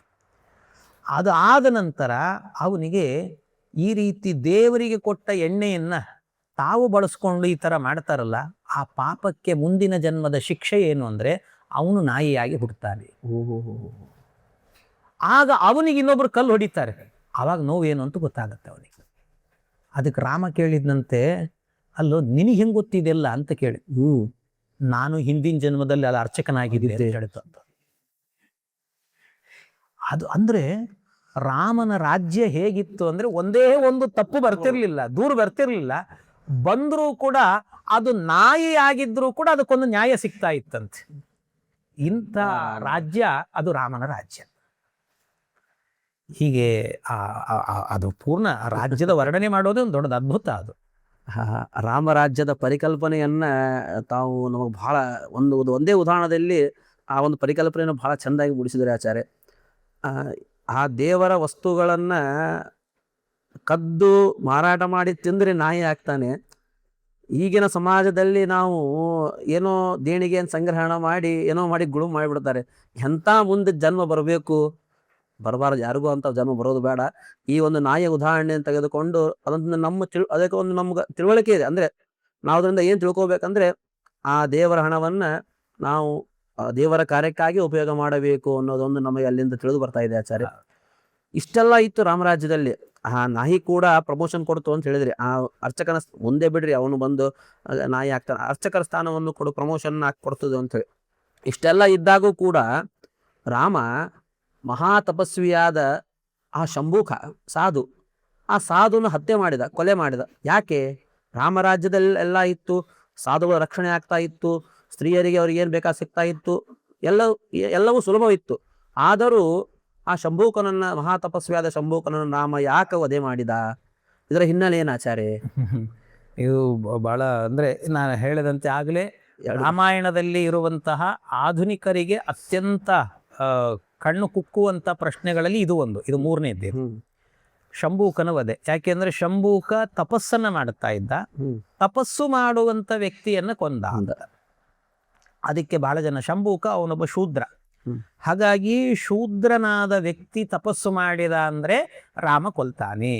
ಈ ಮೇಲ್ಜಾತಿಯವರು ಬ್ರಾಹ್ಮಣರು ಅವರು ಇದ್ರೆ ಅವರನ್ನು ಕೊಲ್ಲಲ್ಲ, ಈ ರೀತಿಯ ಅಭಿಪ್ರಾಯ ಎನ್ನುವಂಥದ್ದು ಬರುತ್ತೆ ಅಂತ ರಾಮಾಯಣದ ಬಗ್ಗೆ, ರಾಮನ ಬಗ್ಗೆ ಇರುವಂತ ಒಂದು ದೊಡ್ಡ ಆಕ್ಷೇಪ ಇದು. ಆದರೆ ಇಲ್ಲಿ ರಾಮ ಅದಕ್ಕೋಸ್ಕರವಾಗಿ ಕೊಂದದ್ದಲ್ಲ, ಶಂಭೂಕನನ್ನು ಕೊಂದದ್ದು ಈ ಕಾರಣಕ್ಕೋಸ್ಕರ ಅಲ್ಲ. ಮತ್ತೇನು ಅಂದರೆ ಕೆಲವು ಹಿನ್ನೆಲೆ ಗೊತ್ತಾಗಬೇಕು, ಸರಿಯಾಗಿ ಗೊತ್ತಿರಬೇಕದು. ಅದು ಗೊತ್ತಿಲ್ಲದೆ ಏನೇನೋ ಆಕ್ಷೇಪಗಳನ್ನು ಮಾಡೋದು ಅಂತ ಇರ್ತದೆ. ಈ ಶಂಭೂಕನನ್ನ ನೀವು ಹಾಗೆ ಶೂದ್ರ ತಪಸ್ಸು ಮಾಡ್ತಾನೆ ಅಂದರೆ ಕೊಲ್ತಾನೆ ಅಂತ ಆದರೆ, ಶಬರಿ ಯಾರು? ಅವಳು ಒಬ್ಬ ಶೂದ್ರನೇ ಅಲ್ವಾ? ಅವಳು ತಪಸ್ಸು ಮಾಡಿದಾಗ ಅವಳಿಗೆ ಅನುಗ್ರಹ ಮಾಡಿದ, ಶಂಭೂಕ ತಪಸ್ಸು ಮಾಡಿದಾಗ ಕೊಂದ. ಯಾಕೆ? ಶೂದ್ರ ಅನ್ನುವಂಥದ್ದು ಸಮಾನ ಅಂತಾಗಿದ್ರೆ ಅವಳನ್ನು ಕೊಲ್ಲಬೇಕಿತ್ತು, ಆದರೆ ಅವಳಿಗೆ ಅನುಗ್ರಹ ಮಾಡಿದ. ಅದರಿಂದಾಗಿ ಇಲ್ಲಿ ಶೂದ್ರ ಅನ್ನೋ ಕಾರಣದಿಂದ ಎಲ್ಲರಿಗೂ ಅಧಿಕಾರ ಇದೆ. ದೇವರ ತಪಸ್ಸನ್ನ ಮಾಡಲಿಕ್ಕೆ ಪ್ರತಿಯೊಬ್ಬನಿಗೂ ಕೂಡ, ಮಾನವನಾಗಿರುವಂಥ ಪ್ರತಿಯೊಬ್ಬ ವ್ಯಕ್ತಿಗೂ ಕೂಡ ಅಧಿಕಾರ ಎನ್ನುವಂಥದ್ದಿದೆ. ಅದು ಬ್ರಾಹ್ಮಣ ಅಂತಿಲ್ಲ, ಕ್ಷತ್ರಿಯ ಅಂತಿಲ್ಲ, ಶೂದ್ರ, ಎಲ್ರಿಗೂ ಅಧಿಕಾರ ಇದೆ ದೇವರ ಆರಾಧನೆ ಮಾಡಲಿಕ್ಕೆ. ಆದರೆ ಮತ್ತೆ ಈ ಶಂಭೂಕನ ಕೊಂದದ್ದು ಯಾಕೆ ಅಂದರೆ ಅವನ ತಪಸ್ಸಿನ ಉದ್ದೇಶ ಬೇರೆ ಆಗಿತ್ತಂತೆ. ಸಕಾಮಂತು ತಪಕ್ರೂರಂ ಲೋಕಾನಂ ಕ್ಷೋಭಕೃದ್ ಭವೇತ್ ಅಂತ ಹೇಳ್ತಾರೆ. ಕೆಟ್ಟ ಉದ್ದೇಶದಿಂದ ತಪಸ್ಸನ್ನು ಮಾಡುವಾಗ ಕೊಲ್ಲಬೇಕಾಗತ್ತೆ. ಯಾಕೆಂದ್ರೆ ಅವನು ತಪಸ್ಸನ್ನು ಮಾಡುವಾಗ ಏನಾಗ್ತಿತ್ತಂತೆ, ಮಕ್ಕಳು ಹುಟ್ಟಿದ ಕೂಡಲೇ ಸಾಯ್ತಿದ್ರಂತೆ, ಇದ್ದಕ್ಕಿದ್ದಾಗೆ ಬೆಂಕಿ ಮಳೆ ಸುರಿತಿತ್ತಂತೆ. ಇಂಥದ್ದು ವಿಚಿತ್ರ ಘಟನೆಗಳಲ್ಲಿ ನಡೀತಾ ಇತ್ತು. ಯಾಕೆ ಹೀಗೆ ನಡೀತಾ ಇತ್ತು ಅಂದ್ರೆ ಅವನು ತಪಸ್ಸಿನ ಉದ್ದೇಶ ಎನ್ನುವಂತಹದ್ದು ಆ ರೀತಿ ಇತ್ತು, ಕೆಟ್ಟದಾಗಿತ್ತು ತಪಸ್ಸಿನ ಉದ್ದೇಶ. ಏನದು ತಪಸ್ಸಿನ ಉದ್ದೇಶ ಅಂದ್ರೆ, ಅವನಿಗೆ ನಾನು ಮಹೇಶ್ವರ ರುದ್ರದೇವರ ಪದವಿಗೆ ಬರಬೇಕು ಅನ್ನುವಂಥ ಉದ್ದೇಶ. ಅದು ಪದವಿಗೆ ಬರಬೇಕು ಅನ್ನೋದು ಬಿಡಿ, ಆ ರುದ್ರದೇವರ ಪದವಿಗೆ ಬರಬೇಕು ಅನ್ನೋಕ್ಕಿಂತಲೂ ಕೂಡ ಪಾರ್ವತಿಯ ಗಂಡ ನಾನಾಗಬೇಕು ಅನ್ನುವಂಥ ಉದ್ದೇಶ ಇಟ್ಟುಕೊಂಡಿದ್ದಂತೆ.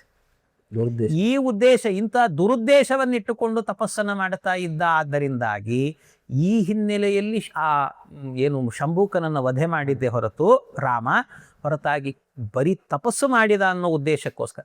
ಅವನ ಉದ್ದೇಶ ಕೆಟ್ಟದಾಗಿತ್ತು, ಆದ್ದರಿಂದಾಗಿ ಅವನನ್ನು ಸಂಹಾರ ಮಾಡಿತ್ತು. ಅರ್ಥ ಆಯ್ತು ಆಚಾರ್ಯ. ಉದ್ದೇಶ ಸರಿಯಾಗಿದ್ರೆ ರಾಮ ಅನುಗ್ರಹ ಮಾಡಿದ ಶಬರಿಗೆ. ಹೌದು. ದುರುದ್ದೇಶವುಳ್ಳಂತಹ ಶಂಭೂಕನನ್ನ ವಧೆ ಮಾಡಿದ ರಾಮ. ಇಲ್ಲೂ ಕೂಡ ತನ್ನ ಆದರ್ಶ ವ್ಯಕ್ತಿತ್ವ, ನಿರ್ಣಯ, ಆ ರಾಜನ ಕರ್ತೃತ್ವ ಶಕ್ತಿ ಕಾರ್ಯ ಏನು ಅನ್ನೋದನ್ನು ತೋರಿಸಿಕೊಟ್ಟ. ಬಹಳ ಸಂತೋಷ ಆಚಾರ್ಯ. ಈ ಕೊನೆಯ ಘಟ್ಟದಲ್ಲಿ ರಾಮಾಯಣದಲ್ಲಿ ಪರಶುರಾಮ ದೇವರು ಬರ್ತಾರೆ. ಪರಶುರಾಮ ದೇವರು ಎಲ್ಲ ಕ್ಷತ್ರಿಯರನ್ನು ಸಂಹಾರ ಮಾಡ್ತಾ ಬರ್ತಾರೆ. ರಾಮದೇವರಲ್ಲಿ ಬಂದಾಗ ರಾಮದೇವರ ಮತ್ತು ಪರಶುರಾಮ ದೇವರ ಯುದ್ಧವಾಗ್ತದೆ. ರಾಮದೇವರು ಇವರು ಕೂಡ ಪರಮಾತ್ಮನ ಅವತಾರ, ಪರಶುರಾಮ ದೇವರು ಇವರು ಕೂಡ ಪರಮಾತ್ಮನ ಅವತಾರ. ಈ ಎರಡು ಅವತಾರಗಳ ಮಧ್ಯದ ಯುದ್ಧದ ಆಂತರ್ಯ ಏನು ಆಚಾರ್ಯ? ಇದು ಏನು ಅಂದ್ರೆ, ಸೀತೆಯನ್ನ ಕಲ್ಯಾಣ ಮಾಡಿಕೊಂಡು ಬರುವಾಗ, ಅಯೋಧ್ಯೆಗೆ ಬರುವಾಗಲೇ ರಾಮ ಪರಶುರಾಮನಿಗೆ ಯುದ್ಧ ನಡೆಯುವಂತ ಪ್ರಸಂಗ ಅದು. ಹೌದು, ಅಂದ್ರೆ ಎರಡು ಭಗವಂತನ ಅವತಾರಗಳು, ಅವರಿಬ್ಬರು ಯುದ್ಧ ಮಾಡ್ತಾರೆ. ಅಂದ್ರೆ ಏನಿದ್ರ ಅರ್ಥ ಅಂದ್ರೆ, ಇದಕ್ಕೆ ಬೇರೆ ನಿಮಗೆ ಎಲ್ಲಿ ರಾಮಾಯಣಗಳಲ್ಲೂ ಕೂಡ ಇದಕ್ಕೆ ಸರಿಯಾದ ಉತ್ತರ ಸಿಗೋದಿಲ್ಲ ನಿಮಗೆ. ಇದಕ್ಕೆ ಉತ್ತರ ಸಿಗುವಂಥದ್ದು ಮಧ್ವ ರಾಮಾಯಣದಲ್ಲಿ ಮಾತ್ರ, ಮಧ್ವಾಚಾರ್ಯರ ರಾಮಾಯಣದಲ್ಲಿ ತಾತ್ಪರ್ಯ ನಿರ್ಣಯದಲ್ಲಿ ಮಾತ್ರ ಸಿಗುತ್ತೆ. ಅಲ್ಲಿ ಆಚಾರ್ಯರು ಹೇಳ್ತಾರೆ ಏನಂದ್ರೆ, ಈ ಅಸುರರು ಇರ್ತಾರಲ್ಲ, ಕೆಲವು ರಾಕ್ಷಸರು, ಅವರು ಬಹಳ ಅವ್ರದ್ದು ಯೋಚನೆಗಳೇ ಒಂದು ಅದ್ಭುತ. ಅವರದ್ದು ಏನು ಯೋಚನೆ, ಅದರಲ್ಲಿ ಒಬ್ಬ ಅತುಲ ಅಂತ ಒಬ್ಬ ಅಸುರ, ಅತುಲ ಅಂತ. ಈ ಅತುಲ ಅನ್ನುವಂಥ ಅಸುರ ಏನು ಮಾಡ್ತಾನೆ ಅಂದರೆ, ಅವನು ದೇವರಲ್ಲಿ ಅಂದರೆ ಬ್ರಹ್ಮದೇವರಲ್ಲಿ ವರ ಕೇಳ್ತಾನೆ, ನನಗೆ ಸಾವು ಬರಬಾರ್ದು. ಬ್ರಹ್ಮದೇವರು ಮೊದಲಿಂದಲೂ ಕೂಡ ಸಾವಿಲ್ಲದ ವರವನ್ನು ಯಾರಿಗೂ ಕೊಡೋದಿಲ್ಲ. ಅವರು ಸಾವಿದೆ, ಆದರೆ ಅವನು ಕೇಳ್ದ, ಸಾವಿಲ್ಲ ಅಂತ ವರ ಕೊಡಲ್ಲ ಅಂದರೆ ಒಂದು ಕೊಡಿ ನನಗೆ ವರ. ಏನು ಅಂದರೆ, ನಾನು ಹಗಲು ಸಾಯಬಾರ್ದು, ರಾತ್ರಿ ಸಾಯಬಾರ್ದು, ಅದು ಇದು ಕೇಳಿದರೆ ಈಗಾಗಲೇ ಹಿರಣ್ಯಕಶಿಪುವನ್ನು ಕೊಂದಿದ್ದಾನೆ, ಬೇಕಾದತ್ತೆಲ್ಲ ನಡೆದು ಹೋಗಿದೆ ಇಂಥ ಘಟನೆಗಳು. ಹೆಂಗೆ ಕೇಳಿದ್ರು ಈ ದೇವರು ಕೊಲ್ತಾನೆ. ಅದಕ್ಕೆ ನನಗೊಂದು ವರ ಕೊಡಿ, ದೇವರಿಗೆ ಯಾವತ್ತು ಸೋಲು ಬರುತ್ತೋ ಅವತ್ತು ನನಗೆ ಸಾವು ಬರಲಿ. ದೇವರಿಗೆ ಸೋಲು ಬರ್ಲಿಕ್ಕೆ ಸಾಧ್ಯನಾ? ಇಲ್ಲ. ಯಾರ ಕೈಯಿಂದಲೂ ಸೋಲಲ್ಲ ದೇವರು. ಹಾಗಾಗಿ ದೇವರಿಗೆ ಅಪಜಯ ಬಂದಾಗ ನನಗೆ ಸಾವು ಬರಲಿ, ಅಲ್ಲಿ ತನಕ ಸಾವಿಲ್ಲ ಅಂತ. ಅದಕ್ಕೇನು ಮಾಡಿದ್ದ, ಒಂದು ಗ್ಯಾರಂಟಿ ಆಗಿತ್ತು ಅವನಿಗೆ, ಪರಶುರಾಮ ದೇವರು ಅಂತ ಗೊತ್ತಾಗಿತ್ತು. ಅದಕ್ಕೆ ಪರಶುರಾಮ ದೇವರ ಈ ಎದೆಯ ಭಾಗದಲ್ಲಿ ಹೋಗಿ ಕೂತ್ಕೊಂಡಿದ್ನಂತ. ಅಲ್ಲಿ ಹೋಗಿದ್ದ ಅವನು, ಅಲ್ಲೇ ವಾಸ ಮಾಡ್ತಿದ್ದ. ಅವರಿಗೆ ಯಾವತ್ತು ಸೋಲು ಬರುತ್ತೋ ಅವತ್ತು ನಮಗೆ ಸಾವು ಅಂತ. ಅವನಿಗೆ ಸೋಲೆ ಬರಲ್ಲ, ಆದ್ರಿಂದ ನನಗೆ ಸಾವಿಲ್ಲ ಅಂತ ಈ ವಿಚಾರವನ್ನು ಮಾಡಿಕೊಂಡು ಹಾಗೆ ಕೂತ್ಕೊಂಡಿದ್ದ. ಆಗ ರಾಮ ಮತ್ತು ಪರಶುರಾಮ ಬೇಕು ಅಂತ ಪರಶುರಾಮ ದೇವರೇ ಬಂದು ತನ್ನ ಅವತಾರವನ್ನೇ ತಾನು ಯುದ್ಧಕ್ಕೆ ಆಹ್ವಾನವನ್ನು ಮಾಡ್ತಾನೆ. ಯಾಕೆ ಅಂದರೆ, ಒಳಗಿರುವಂಥ ಅತುಲನ ಸಂಹಾರ ಮಾಡಬೇಕು ಅಂತ. ಅದಕ್ಕೋಸ್ಕರವಾಗಿ ಬೇರೆ ಯಾರ ಕೈಲು, ಬ್ರಹ್ಮಾದಿ ದೇವತೆಗಳ ಜೊತೆಗೆ ಯುದ್ಧ ಮಾಡಿದರೆ ಸೋತರೆ ಆವಾಗ ಏನಾಗುತ್ತೆ, ದೇವರ ಭಗವಂತನ ವ್ಯಕ್ತಿತ್ವಕ್ಕೆ ಅದರಿಂದ ಅದು ಆಗಬಾರದು. ಅದಕ್ಕೆ ತನ್ನ ಅವತಾರದ ಮುಂದೆನೆ ಮಾಡಿಕೊಳ್ಬೇಕು ಅಂತ ಕೇವಲ ಅಲ್ಲೇನು ಸೋಲಾಗಲಿಲ್ಲ, ಆದರೆ ಸೋತಂತೆ ನಟನೆ ಮಾಡಿದ. ಇದು ಬಹಳ ಕಷ್ಟ. ಬೇರೆಯವರಿಗೆ ಸೋತಂತೆ ಆಗಿರ್ಬೇಕು, ಒಳಗೆ ಸೋತಿರಬಾರ್ದು ಅವರು. ಆ ರೀತಿ ಸೋತಂತೆ ನಟನೆಯನ್ನ ಮಾಡಿ, ಆಗ ಓ ದೇವರು ಸೋತ ಅಂತ ಗೊತ್ತಾಯಿತು ಅತುಲನಿಗೆ. ಅಯ್ಯೋ ನನಗೆ ಸಾವು ಬರುತ್ತದೆ ಅಂತ ಅಲ್ಲಿಂದ ಹೊರಗೆ ಬಂದ. ರಾಮ ಬಾಣ ಬಿಟ್ಟ, ಅವನಿಗೆ ಸತ್ತ ಅವನು. ಹೀಗೆ ಒಬ್ಬ ಅತುಲ ಅನ್ನುವಂಥ ಅಸುರನನ್ನ ಸಂಹಾರ ಮಾಡಬೇಕು ಅನ್ನೋ ಕಾರಣಕ್ಕೋಸ್ಕರವಾಗಿ ಯುದ್ಧ ಮಾಡಿದಂತೆ ನಟನೆ ಮಾಡಿದರೆ ಹೊರತು ಅವರಿಬ್ಬರಲ್ಲೂ ಯಾವುದೇ ರೀತಿಯಾದಂಥ ಮನಸ್ತಾಪ, ದ್ವೇಷ ಇನ್ನೊಂದು ಇಲ್ಲ. ಒಂದೇ ಭಗವಂತನೇ ಎರಡಕ್ಕೂ. ಹಾಗಾಗಿ ಅಲ್ಲಿ ಅನ್ಯತಾ ಭಾವನ ಅಂದರೆ ಅಪಾರ್ಥವನ್ನ ಮಾಡ್ಕೊಳ್ಬಾರ್ದು ಆ ವಿಷಯಗಳಲ್ಲಿ. ತಿಳಿತಾಚಾರ್ಯ, ಅಸುರರ ಸಂಹಾರ ಮಾಡೋದಕ್ಕೋಸ್ಕರ ಅಲ್ಲಿ ಪರಶುರಾಮ ದೇವರ ಮತ್ತು ರಾಮರ ಯುದ್ಧ ನಡೆದಂಗೆ ಆಯಿತು. ಅದರಿಂದ ರಿಸಲ್ಟ್ ಏನು ಅಂತಂದ್ರೆ ಅಲ್ಲಿ ಅಸುರ ಸಂಹಾರವಾಯಿತು ಅಂತೇಳಿ ಬಹಳ ಸಂತೋಷ ಆಚಾರ್ಯ. ಈಗ ನಮ್ಮ ಮಹಾಸ್ವಾಮಿಗಳು ಅಭಿನವ ಸತ್ಯಧರ್ಮ ತೀರ್ಥರಾದಂಥ ಶ್ರೀ ಸತ್ಯಾತ್ಮ ತೀರ್ಥ ಸ್ವಾಮಿ ಶ್ರೀಪಾದಂಗಳವರು ಜನವರಿ ರಘುತ್ತಮ ತೀರ್ಥ ಶ್ರೀಪಾದಂಗಳ ಆರಾಧನೆಯಿಂದ ರಾಮನಾಮದ ಒಂದು 6 ಕೋಟಿ ರಾಮನಾಮದ ಒಂದು ಜಪಯಜ್ಞವನ್ನು ಸಂಕಲ್ಪ ಮಾಡಿದ್ದಾರೆ. ಎಲ್ಲರಿಂದನೂ ಮಾಡಿಸ್ತಾ ಇದ್ದಾರೆ. ತಾವು ಕೂಡ ನಗುವರು ನಾಟ್ಯವಾಡುವರು ಅಂತ ಹೇಳುವಂಗ ಪ್ರತಿ ಏಕಾದಶಿ ದಿನ ನಿತ್ಯವೂ ಮಾಡ್ತಾರೆ. ವಿಶೇಷ ಪ್ರತಿ ಏಕಾದಶಿ ದಿನ ಪಾಠವಾದ ನಂತರ ರಾಮನಾಮ ಜಪವನ್ನು ಮಾಡ್ತಾ ನರ್ತನವನ್ನು ಮಾಡ್ತಾ ಇದ್ದಾರೆ. ಆ ಆನಂದ ಅನುಭವಿಸುವುದವರೆಗೆ ಗೊತ್ತು. ಆ ರಾಮನಾಮದಲ್ಲಿ ಆ ರಾಮನಾಮದ ಜಪದ ಮಹತ್ವ ಏನಿದೆ ಆಚಾರ್ಯ? ಏನು ಅದು ಏನು ಸಂತೋಷ ಕೊಡ್ತಾ ಇದೆ? ಏನು ಆ ರಾಮನಾಮ ಜಪದ ಮಹತ್ವ ಏನು? ಏನು ಹೇಳೋಣ ಇದಕ್ಕೆ? ರಾಮನಾಮವನ್ನ ಅದನ್ನ ಅನುಭವಿಸಿದವರಿಗೆ ಗೊತ್ತು. ರಾಮನಾಮದ ಮಹತ್ವ ಅದು ಭಕ್ತರಿಗೆ ಮಾತ್ರ ಅಲ್ಲ ಅನುಗ್ರಹ ಮಾಡೋದು, ಶತ್ರುಗಳಿಗೂ ಅನುಗ್ರಹ ಮಾಡ್ತದೆ. ಬಾಬಾ ರಾಮ ಅನ್ನುವ ನಾಮ. ಇದಕ್ಕೆ ಈ ಸೇತುವೆ ಕಟ್ಟೋ ಪ್ರಸಂಗ ಇದೆ ಅಲ್ವಾ? ಸೇತುವೆ ಕಟ್ಟೋ ಪ್ರಸಂಗದಲ್ಲಿ ಕಪಿಗಳೆಲ್ಲ ಒಂದೊಂದು ಕಲ್ಲು ಹಾಕ್ತಾ ಇದ್ರಂತೆ. ಮುಳುಗಿ ಹೋಗ್ತಿತ್ತು ಕಲ್ಲು ಮುಳುಗಬೇಕಾದ್ರೆ ಎಲ್ಲ ಬಂದು ಹನುಮಂತನಿಗೆ ಹೇಳಿರೋ, ಹನುಮಂತ ಈ ಥರ ಕಲ್ಲು ಮುಳುಗ್ತಾ ಇದ್ರೆ ನಾವು ಯಾವತ್ತು ಸೇತುವೆ ಕಟ್ಟಬೇಕು? ಯಾವಾಗ ನಾವು ಸಮುದ್ರ ಸೇತುವೆ ಸುಲಭನ ಅದು? ಏನು ಕತೆ? ಅದಕ್ಕೆ ಹನುಮಂತ ಹೇಳಿದ, ಒಂದು ಕೆಲಸ ಮಾಡಿ, ನೀವು ಯಾವ ಕಲ್ಲು ಹಾಕ್ತೀರೋ ಆ ಕಲ್ಲಿನ ಮೇಲೆ ಶ್ರೀರಾಮ ಅಂತ ಬರೀರಿ. ಪ್ರತಿ ಕಲ್ಲಿನ ಮೇಲೆ ನೀವು ಆ ರಾಮ ಅನ್ನುವ ನಾಮವನ್ನು ಬರೆದ್ರೆ ಕಲ್ಲು ತೇಲುತ್ತೆ ಎಂದ. ಹೋಗಿ ಬರುದು ಕಲ್ಲು ಹಾಕಿದರೆ ಎಲ್ಲ ಕಲ್ಲು ತೇಲ್ತಾ ಹೋಯ್ತಂತೆ. ರಾಮನಾಮದ ಮಹತ್ವ ಇದು.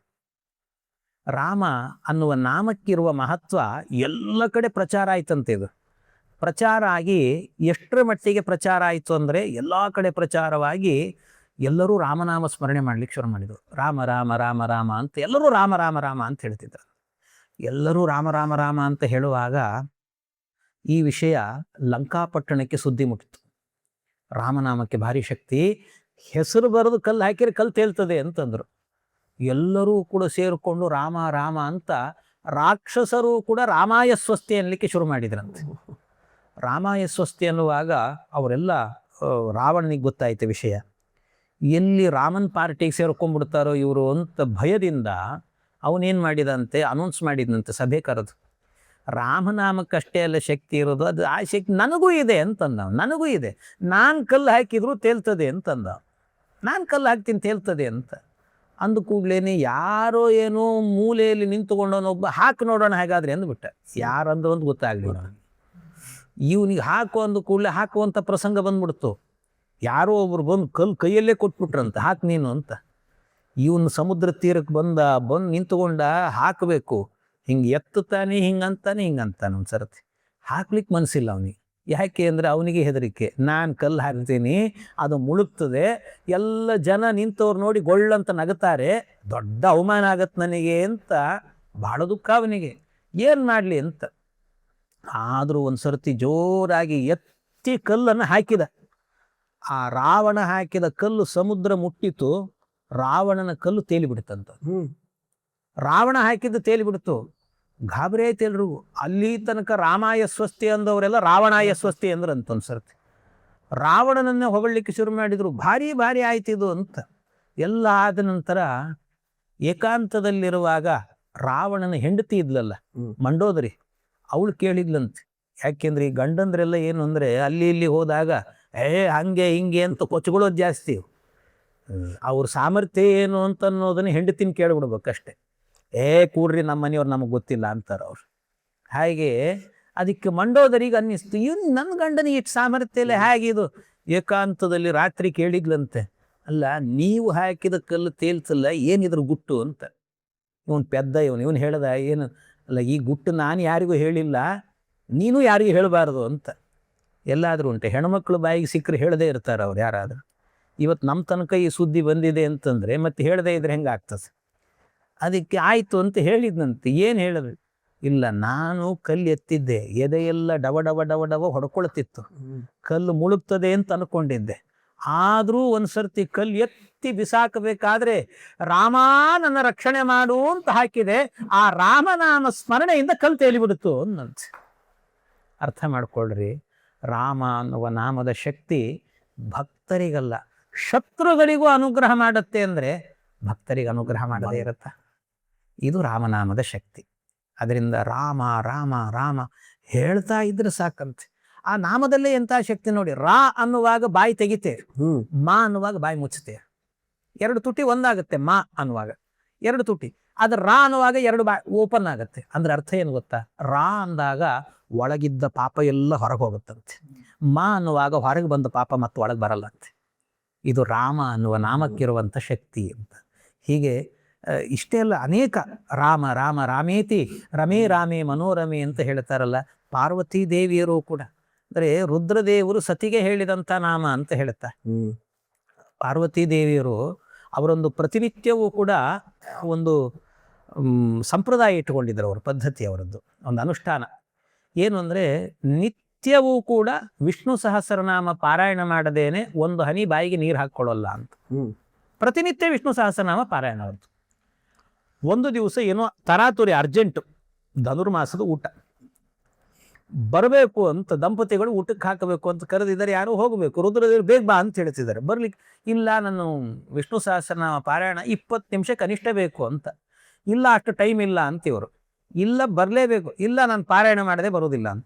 ಅದಕ್ಕೆ ಸಹಸ್ರನಾಮ ಪಾರಾಯಣ ಮಾಡಬೇಕು ಅನ್ನುವಾಗ ಆಗ ಹೇಳಿದ್ರಂತೆ ರುದ್ರದೇವರು, ಏನು ಯೋಚನೆ ಮಾಡಬೇಡ, ರಾಮ ರಾಮ ರಾಮ ಅಂತ 3 ಸರ್ತಿ ರಾಮ ಅಂತ ಹೇಳು, ನಿನಗೆ ವಿಷ್ಣು ಸಹಸ್ರನಾಮವನ್ನು ಪಾರಾಯಣ ಮಾಡಿದ ಪುಣ್ಯ ಇದೆ ಅಂತ.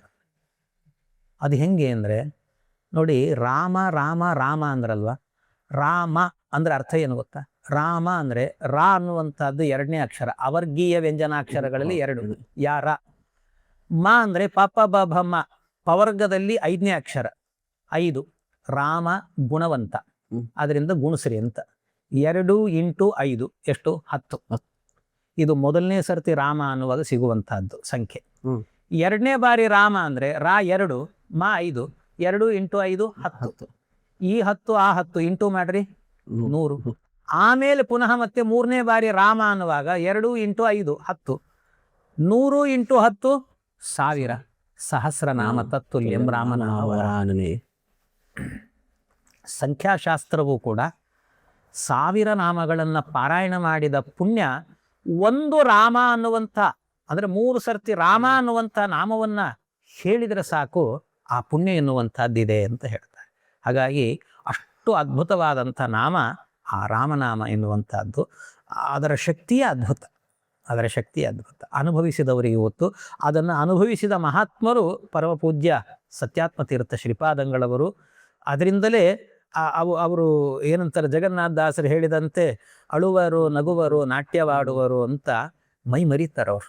ಇತ್ತೀಚೆಗಂತೂ ನಾವು ನೋಡಿದ್ದೀವಿ ಎಲ್ಲ ಕಡೆಯಲ್ಲೂ ಕೂಡ ಅದರಲ್ಲಿ ತಲೆ ಮೇಲೆ ಹರಿವಾಣವನ್ನು ಹೊತ್ತುಕೊಂಡು ರಾಮ ಅನ್ನುವ ನಾಮವನ್ನು ಹೇಳಿಕೊಂಡು ಕುಣಿಯುವಾಗ ಇಂಥವ್ರು ನೋಡ್ತಿದ್ದೀವಲ್ಲ ನಾವು, ನಮ್ಮ ಭಾಗ್ಯ ಅಂತ ಹಾಕ್ಕೊಳ್ಬೇಕಷ್ಟೆ. ಆ ರೀತಿ ಅಂಥ ಮಹಾತ್ಮರಾಗಿದ್ದಾರೆ. ಅವರ ಆದೇಶದಿಂದ ಇದೆಲ್ಲವೂ ಕೂಡ ನಡೀತಾ ಇದೆ. ಹಾಗೆ ಅವರಿಗೆ ಈ ಸಂದರ್ಭದಲ್ಲಿ ಒಂದು ಸ್ಮರಣೆ ಮಾಡಲಿಕ್ಕೆ ನಮಗೊಂದು ಅವಕಾಶ ಅಂತ ಆ ರಾಮನಾಮದ ಮಹತ್ವವನ್ನು ತೋರಿಸಿಕೊಟ್ಟವರು. ಅದನ್ನು ನಾವೆಲ್ಲ ಅರ್ಥ ಮಾಡಿಕೊಂಡು ನಮ್ಮ ಜನ್ಮವನ್ನು ಸಾರ್ಥಕ ಮಾಡಿಕೊಳ್ಳಬೇಕು. ಹಾಗೆ ಬಹಳ ಆನಂದಾತಾಚಾರ್ಯ. ನಮ್ಮ ಸ್ವಾಮಿಗಳು ಎಂಥ ಕರುಣಾಮೂರ್ತಿಗಳು ನಮ್ಮ ಮಹಾಸ್ವಾಮಿಗಳು ಅಂದರೆ, ರಾಮನಾಮ ಜಪದಿಂದ ಭಕ್ತರಿಗೆ ಮಾತ್ರ ಅಲ್ಲ ಶತ್ರುಗೂ ಅನುಗ್ರಹವಾಗ್ತದೆ ಅಂತ. ನಮ್ಮ ಸ್ವಾಮಿಗಳು ಶಿಷ್ಯಂದ್ರಿಗೆ ಅಷ್ಟೇ ಅಲ್ಲ, ಸಮಸ್ತ ಲೋಕ ಕಲ್ಯಾಣಕ್ಕಾಗಲಿ ಅಂತೇಳಿ ರಾಮನಾಮ ಜಪವನ್ನು 6 ಕೋಟಿ ಸಂಕಲ್ಪ ಮಾಡಿಸಿದ್ದಾರೆ ಮತ್ತು ಮಾಡ್ತಾ ಇದ್ದಾರೆ. ಮತ್ತು ನಮಗೆಲ್ಲ ವಿಷ್ಣು ಸಹಸ್ರನಾಮದ ಪುಣ್ಯ ಬರಬೇಕು ಅಂತೇಳಿ 6 ಕೋಟಿ ಅಂದ್ರೆ ನಮ್ಗೆ ಎಷ್ಟು ವಿಷ್ಣು ಸಹಸ್ರನಾಮದ ಪುಣ್ಯ ಬರಬಾರ್ದು ಆಚಾರ್ಯ? ಅಂಥ ಪುಣ್ಯವನ್ನು ನಮ್ಮ ಸ್ವಾಮಿಗಳನ್ನು ಕೊಡ್ತಾ ಇದ್ದಾರೆ.